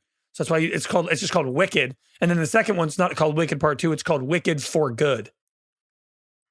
Oh, dude, these invisible rules are wild. I didn't know any of that. That's actually insane. Wow. Did Godfather Part 2 win Best Picture? I don't know. I think it did. First sequel to win Best Picture, yes, but that wasn't expected to be a Part 3, right? No, that happened like 15 years later. Right. Okay. So maybe 20 even. Yeah. 92. So speaking of which, 90. Craig, do you still think Josh Allen is definitely the MVP, or are you wavering? Yeah, I think I do. But honestly, I think I've succumbed to the he deserves it. He's been like one of the best 2 quarterbacks for the last 4 years. He deserves it. Like, I just feel that way. I don't love, there was a weird narrative in the game today where it was like they were trying to force him touchdowns. Even the announcers were talking about it. It was like a 1st and goal on the 1 or a 2nd and goal on the 1. And they were like, well, they got to get Josh this touchdown here. And he handed it off to James Cook. And they're like, wow, weird move. It's a tight MVP race. I think it was Romo. And they were like, I know you don't, you don't want to like force stats to kind of earn an MVP win, but you know that sometimes that's important to voters. I don't love that we're headed down that territory where it's like openly discussing that he needs more stats, but I do think it should be him. I do. DK, do you still think Josh should be the MVP? I don't know. You guys know that I think about this the least of everyone at the Ringer, probably. That's true. You don't care, which I respect a lot. I like to look at it. I agree that in retrospect, it's like a cool thing to. I just don't really like arguing about it. It's such a narrative award. You know what I mean? And I just sort of take myself out of that. But I think I still would give it to Josh, though. I mean, look, there's still a chance that the Ravens don't even win their division. I feel like you got to win your division. Oh, but here's I guess, yeah, just to compare the AFC East to the AFC North feels a little, you know what I mean? Like, would the Bills have even won the AFC North? But, you know, it's funny. I think exactly 20 years ago, or 22, Peyton Manning and Steve McNair split an MVP, which is just a quirk of voting. I kind of think they should split it. And I know that's a cop-out, but I look at these teams like, that's the lamest thing you've ever said. I know, but where I'm at in my mind is like, I still should split the Heisman too while we're at it. Maybe split the Super Bowl, let them tie. It's a good game. Well, I don't know, because I look at it and I'm like, I agree, but here's the thing. I as much as I hate that, well, Josh hasn't won any, Lamar has too. It's like, to me, that's a participation trophy argument. I'm like, oh, fairness, who gives a fuck? It's about this season. However, my argument's also kind of whack, because I look at it, I'm like, dude, if you think that nobody has a shot, like if Lamar doesn't deserve it or Josh doesn't deserve it, it's crazy to me. It's like, clearly they're both having, like, I think they would have beaten Rodgers for MVP like a few years ago. Like, these are strong MVP seasons. They would have won in 2017. Like, these MVP seasons are better than others. As the Bill Simmons rule, it's like, this would be the Stanley Cup of MVP seasons. Like, Josh and Lamar are superheroes. Whereas Defensive Player of the Year would be the Wimbledon runner-up platter. But I look at it as the simplest thing I keep coming back to, because I think Lamar has statistical, probably like slightly better argument. And I'm like, the Ravens added Derrick Henry and the Bills lost Stephon Diggs, and that seems like a good enough tiebreaker to me. You know what I mean? Like I think Lamar got added to his plate because the defense got worse, which is fair. But the Bills, this was supposed to be like a step backward, or at best a step sideways into a new offensive identity, all based around Josh Allen being a game-changing force. Whereas Lamar, they were like, we need to add more to make the Ravens offense better. But they did add more. And I'm like, to me, that's enough for me to be tiebreaker where I think it's still Josh, but I don't have an issue if people think it's Lamar. Like, they're both pretty incredible. Yeah. It's like, it's when you just step back and think about like how different the Ravens offense would be without Lamar, or how different the Bills offense would be without Josh Allen. It's like, holy fuck. Like, it would be so completely unrecognizable. And if the Bengals made the playoffs, we'd be talking about Burrow. And it's funny because we can't give Offensive Player of the Year to the runner-up in MVP or to Joe Burrow, because the Offensive Player of the Year has to go to Saquon because he hit 2,000 rushing yards, but he can't be MVP, but he has to be Offensive Player of the Year because he has 2,000 fucking rushing yards. It'd be wild if Lamar didn't win the MVP and didn't win Offensive Player of the Year, or Burrow either. It's just like giving it to Saquon because he ran for a bunch of yards over the two, like playing an infinitely harder position. Like, it's really stupid. I don't know. It's really dumb. Anyway, yeah, congrats to Saquon. Christ. Okay. He's living his best life. Speaking of these, who else is... so that's speaking of which, Pro Bowl. I think 3 guys go. One of these guys doesn't get to get voted to the Pro Bowl. Patrick Mahomes, Joe Burrow, Lamar Jackson, Josh Allen. One of those guys won't even be a fucking Pro Bowl. They'll all get invited and say no. And then that's true. Tyler Huntley will go to the Pro Bowl. Kyler Murray's going to have a great time at the Pro Bowl this year. Yeah. DK, speaking of we're so back though, you were texting the Chiefs offense. Yeah, the Chiefs offense is good again, just in time for January. Who could have seen this coming? But really, like, it does feel like they're hitting their stride in a lot of different ways. I think Travis Kelce kind of like picking it up once playoff comes around was always predictable. This is always going to happen. And lo and behold, he had 8 catches, 84 yards and a touchdown in this last game. But I think when you add in Xavier Worthy, who has really come on strong lately, he had another touchdown in this last game. Marquise Brown is back and healthy. And so he's coming on strong. Like, it does feel, and I think Craig, you mentioned this the other day, it's like, it feels like they have like an actually good receiver core Now with I'm guys like, with they different kind of skill have sets. an abundance of guys. I'm like, you have DeAndre Hopkins, you got Travis Kelce, Xavier Like different Worthy, styles of Hollywood guys. Brown, This is the best group they've had at skill position since they had Tyreek Hill, and it's probably the most diverse one they've ever had. Yeah. Because even those ones are all kind of Tyreek, Kelce, and Sammy Watkins or Jude or like a weird third guy. But this is like, it's weird that you look and you're like everybody on the field's actually good. Yeah. So they dominated the Steelers 29-10. This was so long ago. I can't even remember what day it was. Was this on Christmas? was. This was, yeah. Okay. What a great day that was. Yeah, this week, which ruined was Craig's Christmas. 6 days ago during this stretch of football. Patrick Mahomes, 29-38, 320 yards and 3 touchdowns. That is a Patrick Mahomes line, ladies and gentlemen. Thank God he's back. And I thought he just looked like really in control the entire game. And this team is the best in the NFL on third downs. They just convert everything. They just feel inevitable. And now, like I mentioned, like they actually have weapons and offense that makes you start to fear them again. Before it was like, oh, their defense will carry them to the Super Bowl. Now I'm like, okay, this team has a really good offense again, and their defense is really good too. But the defense did kick the shit out of the Steelers, who had George Pickens, and the defense did not have Chris Jones, which is also pretty terrible. I mean, I think the Christmas games were a reminder to me. There are there's a tier of teams in the AFC. The Chiefs, the Ravens, and the Bills are so much better than everyone else. The Steelers, the Texans, all those teams are just second class. And they're like when it matters, those teams can't compete, to be honest. So what I've been saying all year about the Steelers, they are a wild card team, and they were overperforming because, to be honest, they were beating up on a lot of bad teams in the middle of the season, and that's why they were 8-2 or whatever they were. What is the prospect of Russell Wilson signing a long-term contract due to you now? Hi. I don't. I to be honest with you, this sounds bad, but like if they got destroyed in the wild card round and Russ played like shit, I don't know if I'd be super upset if that meant maybe it's not time to re-sign Russ. Hey, Craig, you know who might be a free agent quarterback you guys could sign? Drew Lock. Drew Lock. I mean, just ripping it. He had a better game than Ben Roethlisberger ever had, so maybe we should go get him. Oh my God! All right. It's so over. The Jets, Aaron Rodgers run it back. That's over. RIP to that. Thanks for nothing, All-Stars. Mentioned some Marvin Harrison Jr. It's funny to have Michael Pittman have 100 yards. Man, Michael Pittman. Thanks for nothing, Michael Pittman.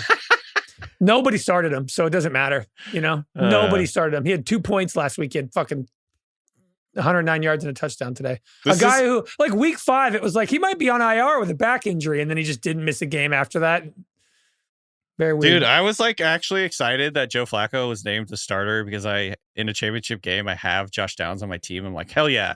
Josh Downs is like, Joe Flacco just makes him the king. He's just going to target him 12 times. No, instead, Alec Pierce, 6 catches, 122 yards and a touchdown. Josh Downs had 3 catches for 22 yards. Absolutely worthless. He didn't have a catch until I think he had like 1 catch until the 4th quarter. And I was just like, I hate the Colts. I'm never going to forgive the Colts for this day. Negative 4 points. Mainly for Heifetz, but also for me personally. And also, it's good for Heifetz. Don't worry. Well, first of all, Michael Pittman reminded me of, Chang and Community, where they always have plans and they're like, wait, you're here? You've been here the whole time? And like, that's Pittman. Like, you've been on my team the whole time? Tobias Harris, yeah. Yeah, Tobias. We didn't even talk about the Colts just shadow benched Anthony Richardson again and then realized they're supposed to lie. And I think remember Anthony Richardson really got benched because he was like, I'm tired and told the truth. I think the Colts realized they have to lie too, because they said when they brought Richardson back from that first benching, he will be our quarterback the rest of the season. I think Shane Steichen was like, Anthony Richardson had 7 completions last week. And Shane Steichen was like, I would like to play Joe Flacco. And they're like, but I kind of went up and said I wouldn't. And then Anthony Richardson had back soreness. Oh, is this a conspiracy? I kind of don't think that's what happened, to be totally honest. I think that Anthony Richardson was informed he had back soreness, and then Joe Flacco started. And then the Colts fucking lost to the Giants. So how embarrassing for everybody involved. Intrusive thoughts. How many Steelers players can get the same foot down twice in one season? That's just keep happening. I've never seen this in my whole life. Then George Pickens did it, got the right foot down twice, and we're like, doesn't count. Then George Pickens did it again. And then on Christmas Day, Mike Williams did it. I've never seen this from any other team other than the Steelers this season. So you tell me, Terry McCauley, what happens if George Pickens catches the ball and he's bouncing on his right foot? and for 40 yards, he bounces on his right foot all the way down the field into the end zone. Is that not a touchdown? It's a fair point. And to your point, it's kind of ableist probably if you have one leg. But I think, you know what's funny is Tomlin is on the competition committee. And I kind of think he'll bring it up and there might change the rule. But then you know what's going to happen? You're going to have a bunch of guys learning to just like kick their 1 foot twice. Yeah, but like that's harder. That's way harder. Okay, but you've seen how they do it. You don't think Justin Jefferson can teach himself if you're unable to get the second foot down to just tap it twice on the way out? Like, I don't know if they should change it. I don't think they need to do this. Oh, they should. No. What? It never happens. It doesn't happen enough for it to be a factor. Well, there's like 900 rules in the NFL. Add another one. You're opening up Pandora's box. Exactly. The catch rule is like fine now. They got it right. They fixed it. They got it right. So you think it's correct that I think the catch rule is better than it has been in the last. You think the same foot twice should not be a catch? You don't think that's a catch? Yes. So what about 3 times? That's like is that a catch? 3 pumps. I'll give you 4. I'll give you 4. That's ridiculous. 3 pumps is a catch, not 2 joke. pumps.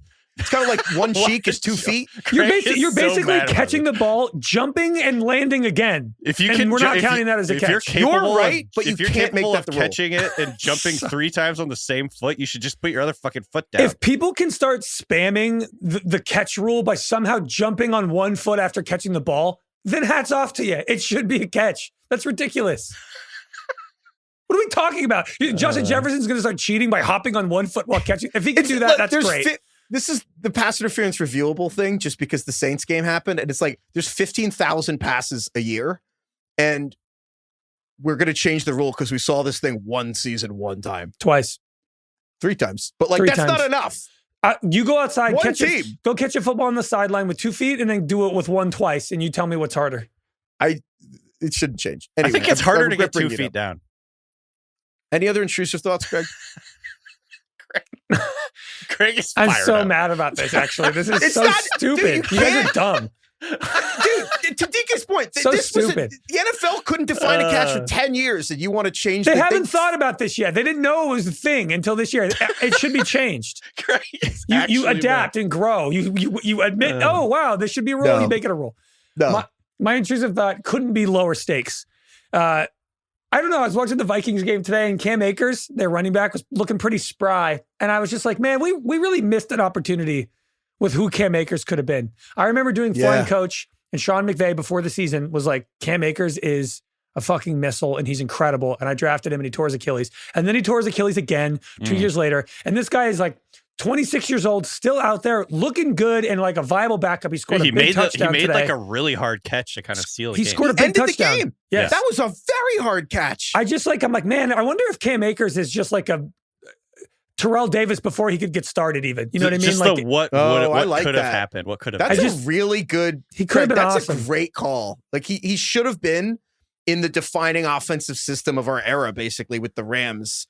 And I love that. This is how I feel about Terrell Davis. I feel very passionately that J.K. Dobbins would have been a superstar if he hadn't gotten hurt so many times. Imagine J.K. Dobbins in the Derrick Henry role, essentially. He'd be averaging like 9 yards a carry and score 22 touchdowns. I know. Email us at ringerfantasyfootball@gmail.com if there's other examples of this, of guys that should have been like 2 or 3 or like just 10 or 100 times bigger than they were. They got it. This is Craig, that's a great call. That Cam Akers is like if Terrell Davis this is close to the local Luke Ridnour, but like who's the guy who you think would have been a like absolute superstar if they got hurt? We'll take more of those too because that was a couple years ago. DK somehow Luke Ridnour was like the greatest athlete he'd ever seen and thought he'd be Michael Jordan, and he just like mystical status where I grew up. Email us like the amount of people emailed like about Sam Decker. Okay basketball. You mean you say mystical? Mystical and mythical. Mystical and mythical. He was magical Celestial. and mythical. Yeah, honestly, yeah. Email us at ringerfantasyfootball@gmail.com for the Cam Akers guys who should have got going. And we want the local Luke Ridnours. The amount of emails we got about Sam Decker in Wisconsin is crazy. Those are fun, honestly. Like they never get old to me. We'll take more of those. My intrusive thought is just, I was thinking about, so I'm in a league. I thought I was going to lose a league today because I don't know his name. But he didn't, to be clear. He won all of his leagues. I won all the leagues. But Vikings kicker missed 2 field goals. I won't lie. I was pretty distraught. I was going to lose this fucking league because I had the Vikings kicker. And I started thinking about my whole season and what I could have done Starting differently. to It really change your mind impacted about me. kicking and like variability or whatever it's called. No, I want it's fine. volatility. No, but what I started thinking about was, can you imagine being like an NFL player and like you lose the Super Bowl because you're a kicker and like that's your life now?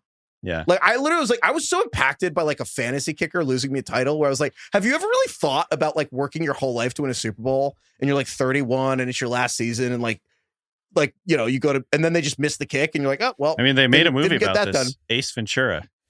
Yeah. But he's the kicker. But like, imagine that you're stakes are not high. the kicker. Yeah. Some guy Oh, my named Cade York misses it. And you're like, God damn it. And Devo Samuel's like, fuck, Jake Die, Moody gets the Dan, extra die. point, so we didn't go to overtime. Like The laces were out. Dude, You know, like, that's why the Niners fell Laces apart. Like, out. your kicker misses an extra point. You're like, You know my when whole it's a life's kicker. over. You know when it's a kicker just based on the name. You know.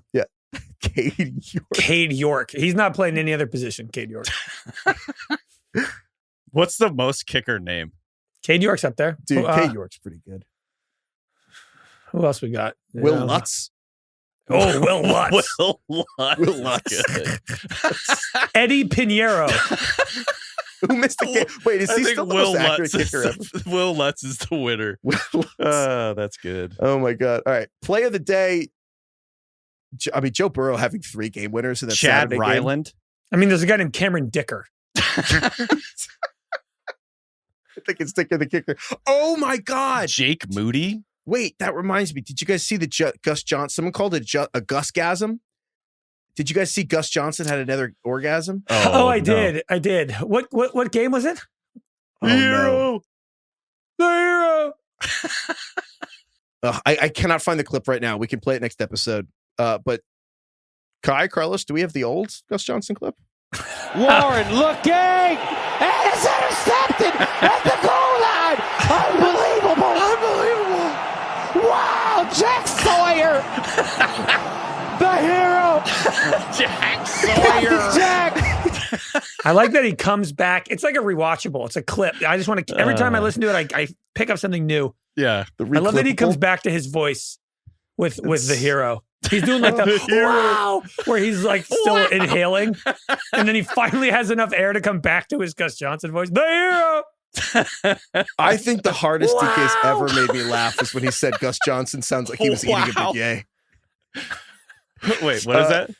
I think the hardest you ever made me laugh was when you said Gus sounds like he was eating a beignet. We gotta go eat beignets At for the the Super goal Bowl. line. Unbelievable. Oh yeah, Jack beignets. Oh, Sawyer. we should. Oh my God, when we're at the Super Bowl in New Orleans, we should announce plays Oh, eating beignets.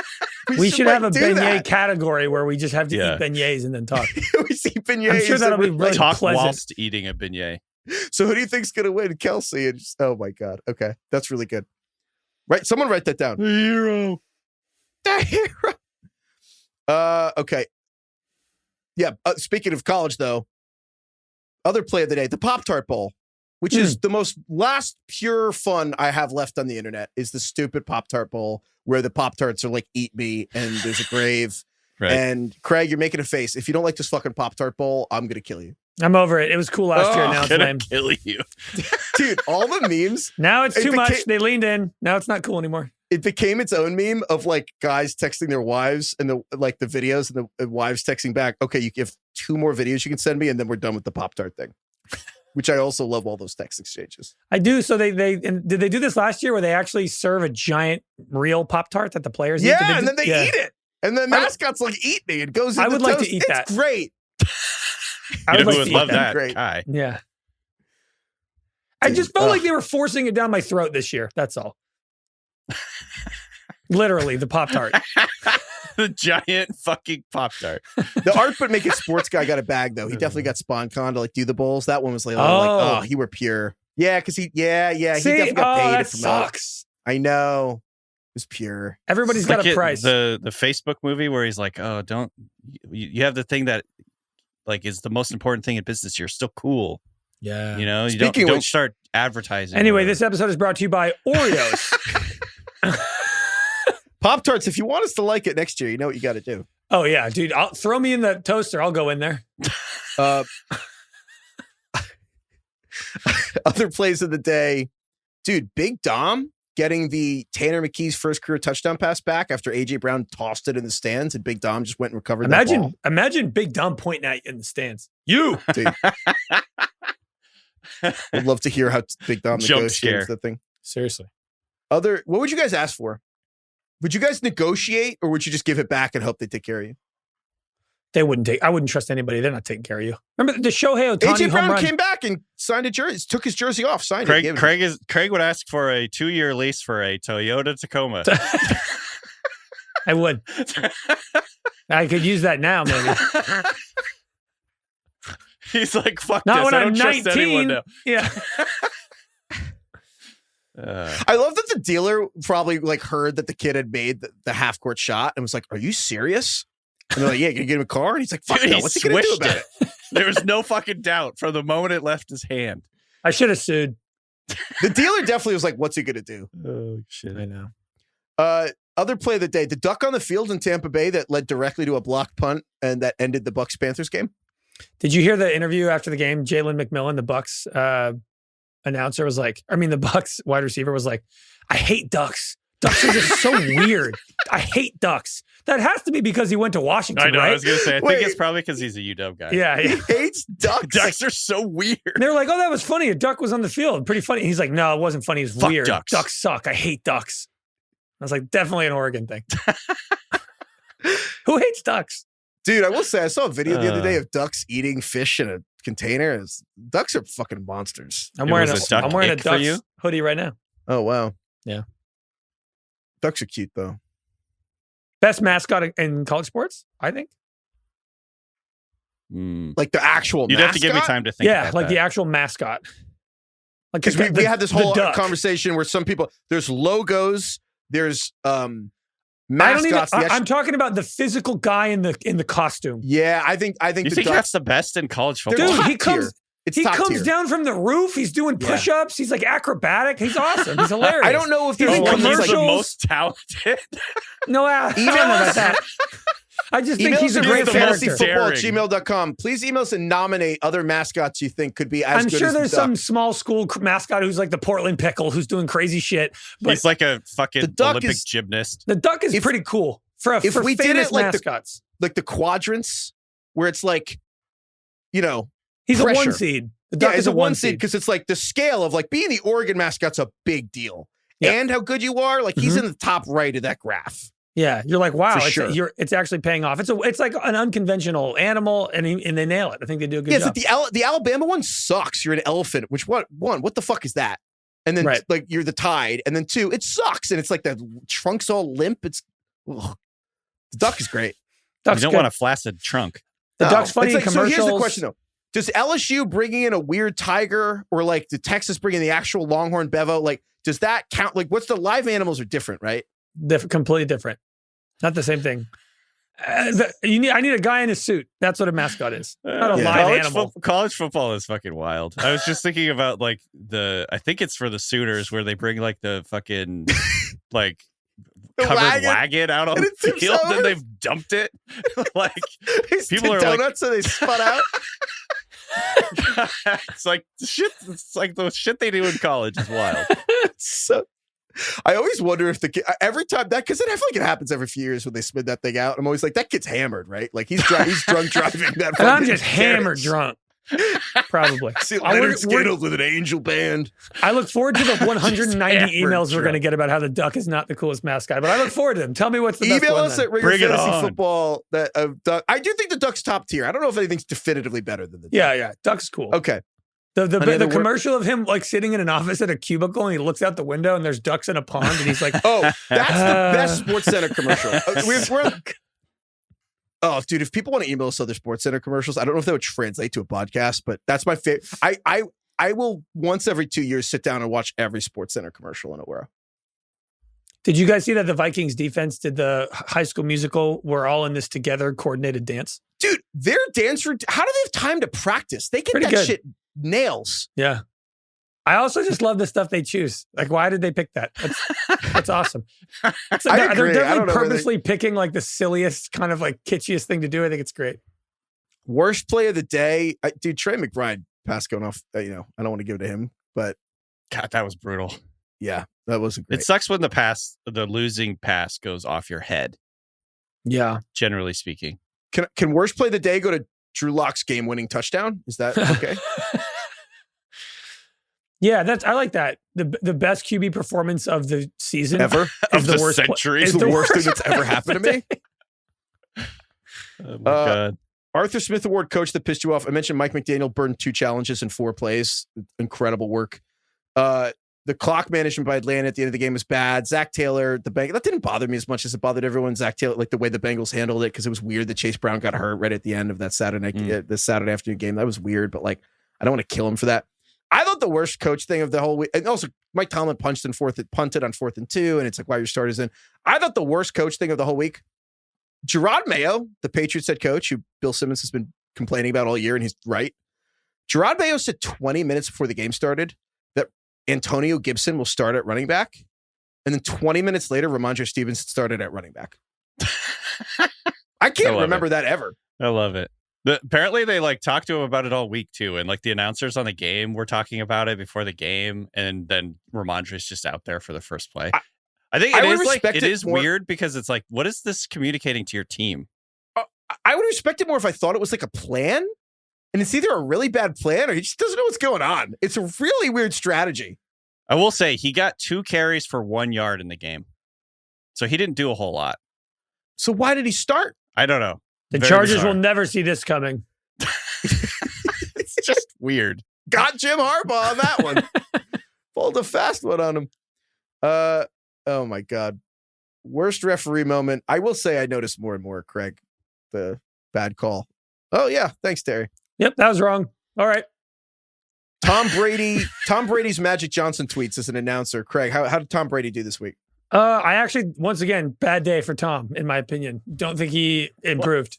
Damn it. I thought for a second there you were going to say it was good. No, he stumbled through he was like, if you can lead a fish to, if you can teach a man to fish, I mean, if you give a man to fish, you feed him for a day. And then if you teach him to, right. And then he made some quarterback analogy with that he stumbled through. And then KB's like 3rd and 8. Yeah. KB's like, and the next play's already over. Today he said, anytime a QB is pressured, it forces errant throws, and you do not want errant throws over the middle of the field. I remember that one, Craig. I clocked that in the moment. I learned something today. You don't want bad throws over the middle of the field. I would argue you don't want really it anywhere. Crazy. And then you watch Tom Brady talking, and then like you watch Sunday Football, and Collinsworth is like, wow, look at this play. They got the guy in motion, and they're going fake it this way. They're pulling these 2 players, and he's got to tell them, look, Jayen Daniels, 3 blockers against 2 guys. And I'm like, thanks for showing me something immediately, Chris. Chris Collinsworth is 65 years old, and the second the play is over, he's like, okay, I'm so excited to tell you about this play. Let's dig into this. So he does this, and he moves here, and I'm like, you got a guy right here. He had 2 seconds to process that, and Tom Brady's trying to make a fish analogy for 40 seconds. Oh my God. I think would you be giving him as much shit if you hadn't made that commercial, Craig? No. Like the promo not. where he's like, dude, fucking getting ready to go to war. Did we ever talk about the commercial? Craig, this bothered you so much. I don't think we ever talked about it on the show. The commercial. It's an unhinged commercial. It's an unhinged commercial. Yeah. I've never seen a hype video for a fucking announcer. It's him walking and he's listening to the haters in his head talking about how he's fucking listening to Craig is what's happening. Oh, since Michigan, he's always been a loser. He's always been doubted. There's like his own hand with the rings is on his shoulder. And it's like, you got this. And then it's like him standing next to Kevin Burkhardt. He's like, are you ready, Tom? He's like, ready. What are you doing? I love the idea that if he actually does listen to haters, he at some point will have to see Craig's impression of him, number 1. And do 2, do you think he has? What are the odds? I've been hoping his son would show it to him. That's kind of our best hope, I think. Look, I don't want to be mean to Tom Brady, but he's not good at it. Dude, that's the thing is like Tom Brady's probably going to take it like, oh, they don't believe in me. No, Tom, the whole point is we super believed in you, dude. Like if Michael, imagine if Michael Jordan started announcing a game and Michael Jordan was like, oh, Victor Wembanyama, he shoots the ball. He misses. Got to get the rebound there. You really wanted to try and get the rebound on that one, but the offense got an offensive rebound. LeBron James has had they still have the ball and the shot clock restarts. That's really not what you want there, KB. LeBron James has had such a great career, Marv. Such a great player. It's a transcription. Okay. Lucille Bluth, the I don't understand the stat line, I won't respond to it award. I saw this on Twitter from Seth Walder. Aaron Rodgers had a QBR today, ESPN's QBR, which is out of 100. Aaron Rodgers' QBR today was 1.2 out of 100, which is the lowest QBR in a game since Davis Mills for the Texans had 0.8 in 2021. Gotta say, I'm starting to think maybe the run it back theory is not correct. 12 for 18, though, not bad. There was a report this morning that said Garrett Wilson is going to request a trade if Aaron Rodgers is back next year. Can you imagine the Jets trading Garrett Wilson and then keeping Aaron Rodgers? Dude, Brick Johnson would lose his shit. By the way, Garrett Wilson scored a touchdown immediately after Aaron Rodgers benched himself. Oh, yeah. Tyrod Taylor came in and just immediately, he knew what he was doing. He just immediately threw to Garrett Wilson. Very, very quickly scored a touchdown. Dude, we can't even do 2 tight ends who outscore Kyle Pitts in a live this week because it's all just good tight ends in the Kyle Pitts. Is there a more fitting end to our season for 2 tight ends who outscore Kyle Pitts and or Jalen Waddle in a lie than Kyle Pitts catching a really promising touchdown from Michael Penix and us being able to talk ourselves into Kyle Pitts and Michael Penix next year? Could there be a better end to this? No, it's perfect. Dude, looking at Kyle Pitts since week 11, 1 point, 0 points, 1 point, 4 points, 1 point, and 12. He dropped a pass earlier on, I can't remember if it was on the same drive or like an earlier drive that would have been like, it was a 4th down deep down the sideline and he just like kind of dropped it. It wasn't like an easy catch, but someone we know made the joke that imagine how good Michael Penix will be when he learns that you can't trust Kyle Pitts. I know, he keeps throwing him. I kind of like that. Learn. Kyle Pitts is back. All right. This is important. Burn book. What's up? So I got one in mind. I actually don't think it can just be for one bad game today. Like, I don't think it should be Terry McLaurin. Yeah, like James Conner, McLaurin, guys who like helped you get there truly and then like just had a bad week. You're not just mad at this guy for one thing. It needs to be somebody who was good all season, sucked in week 14 and 15, or sucked in week 15 and 16, and you still bet on them again and they screwed you again. Yeah. So I have a couple guys, 2 guys I'll mention. One, Jayden Reed, last 3 weeks. Yep. 8 points, 9 points. This week he had 1.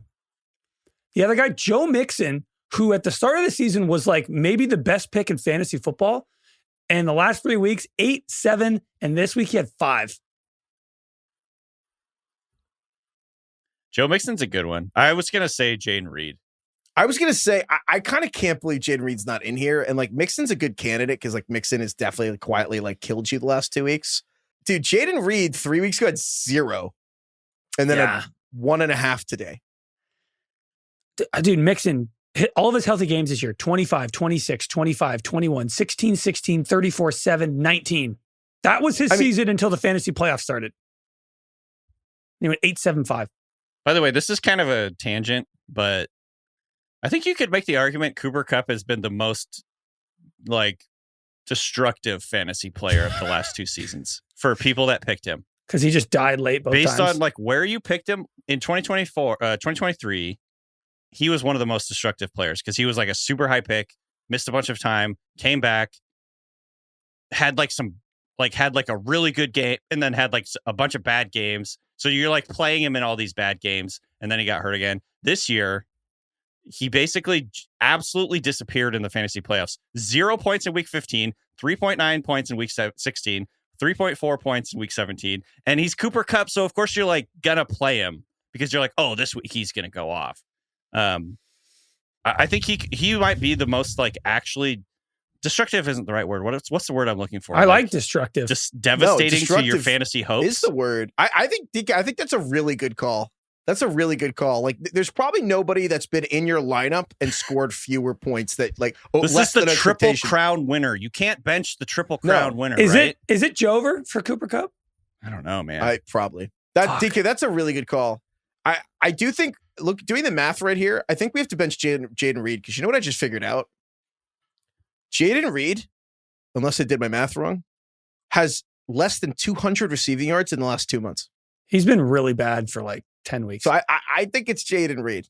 Okay. But you're right, DK, that Cooper Kupp might quietly be the winner of the burn book because let's go through this backwards. Cooper Kupp is the guy I'm like, I pity you if you have him on your team because you have to play him and you're just, God knows what's going to happen.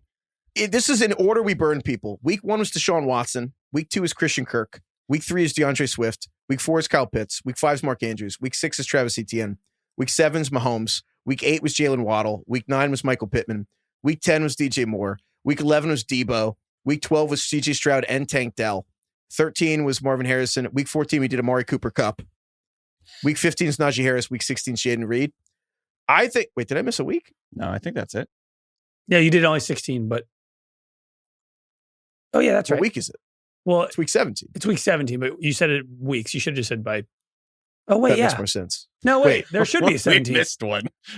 We forget someone? We did. There's a missing week in there. We must have Someone said go somebody figure it that out. Oh, week. no, we must have skipped it once, and then I think that's why we did Stroud and Tank Dell. I know where don't we think missed so. it. We wouldn't have skipped. Oh, shit.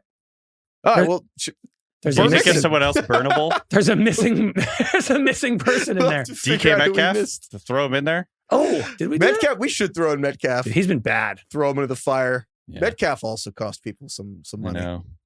I think that's fair. But you're right, though, DK. Cooper Kupp is the one who you probably played the most. Like all these other people, you learned a lesson for the most part. Except It's Debo. easier to give up on these other people. Yeah. It's Cooper fucking Kupp. You know? Yeah. All right. It's tough to bench that guy. We have, so just to recap here, we're going to email us ringerfantasyfootball@gmail.com for guys like Cam Akers who got hurt but could have been like really special. Emails for your local Louvre Ignowers who are like the best player in the history of wherever you're from, who are like Mystical fine in and pro sports, mythical. but you thought were going to be incredible. And or the guys who also ended your athletic career, like you thought you were going to like they realized you would never be an athlete because of this person. Emails mascots better than the Oregon Duck. I'm going to get cooked on that. Yeah. I know it. And also email us. We're doing our memento tattoos this week, our New Year's resolutions, memento tattoos. We're not going to have a Friday preview episode for week 18, but we will have memento tattoos coming to you this week. Email us your memento tattoos, things you want to tattoo on your body that you do not forget for next season. Yeah, it's Or basically just- lessons that you've learned that you do not want to forget by the time drafts come around next year. People You don't always forget. Yeah. But people do forget. All right. Thank you, DK. Thank you, Craig. Thank you, Carlos. Thank you, Kai. Thank you, Austin. Thank you, everyone, for listening. Thank you for emailing ringerfantasyfootball@gmail.com. We hope you won. And also, if you did win your league, I'll retweet it. There's a great list of charities for like players that their personal causes. And if any of your players helped you win, then I recommend their charities. I would humbly suggest that a player's personal charity is not probably sufficient with your money as like larger scale ones. But if T. Higgins dragged you the fantasy, consider donating some of your winnings to some of their stuff. I'll retweet that one. Thank you, Lord. Lauren. Thank you, Lana Del Rey. Nice. The King. Queen. Yeah, the Queen. You a fan of her work? I don't know that much of it, to be Okay. honest, but I appreciate that she makes it. Right. And Del Rey means Oh, from the King. I don't know. of the Oh. King. Of the King. Of the king. She just got married to like a alligator wrangler or something.